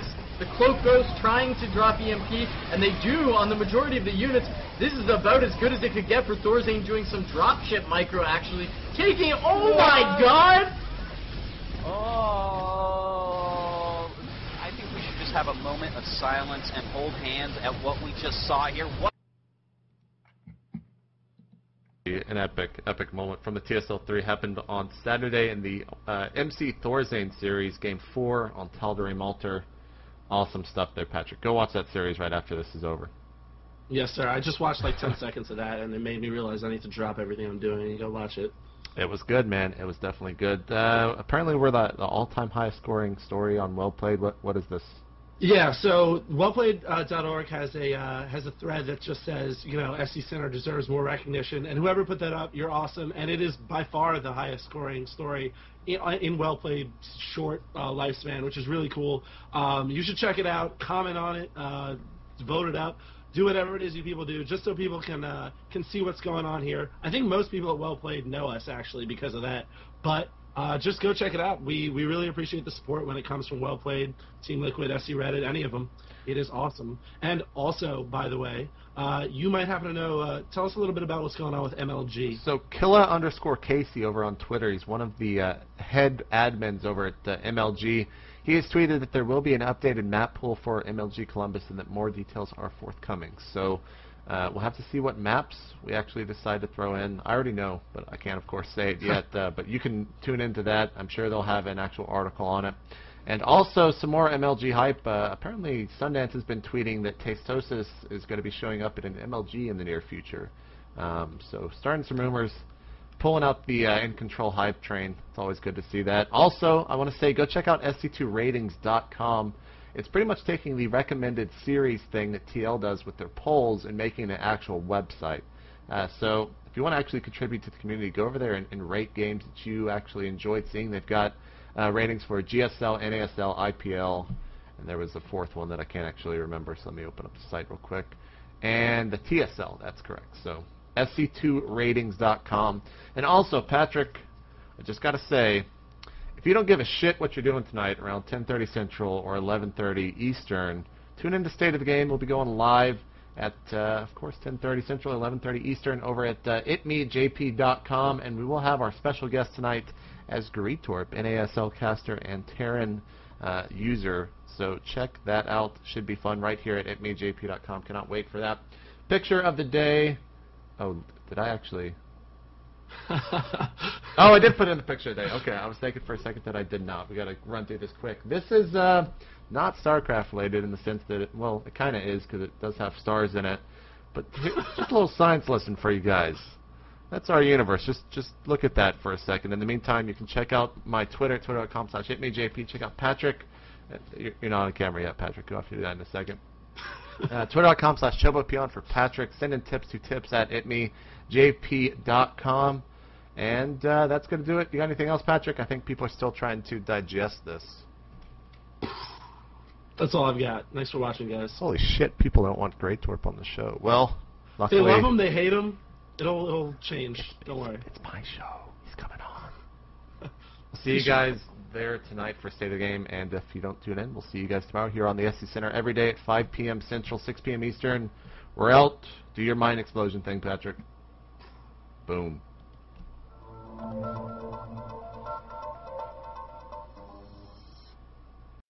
And that is SC Center. If you want to check it out, go over to youtube.com/itmejp every day at 5 p.m. Central, 6 p.m. Eastern. Thanks for tuning in to State of the Game, guys. I'm JP McDaniel, signing out. See you guys next week. Same time, same place. No fans block over here.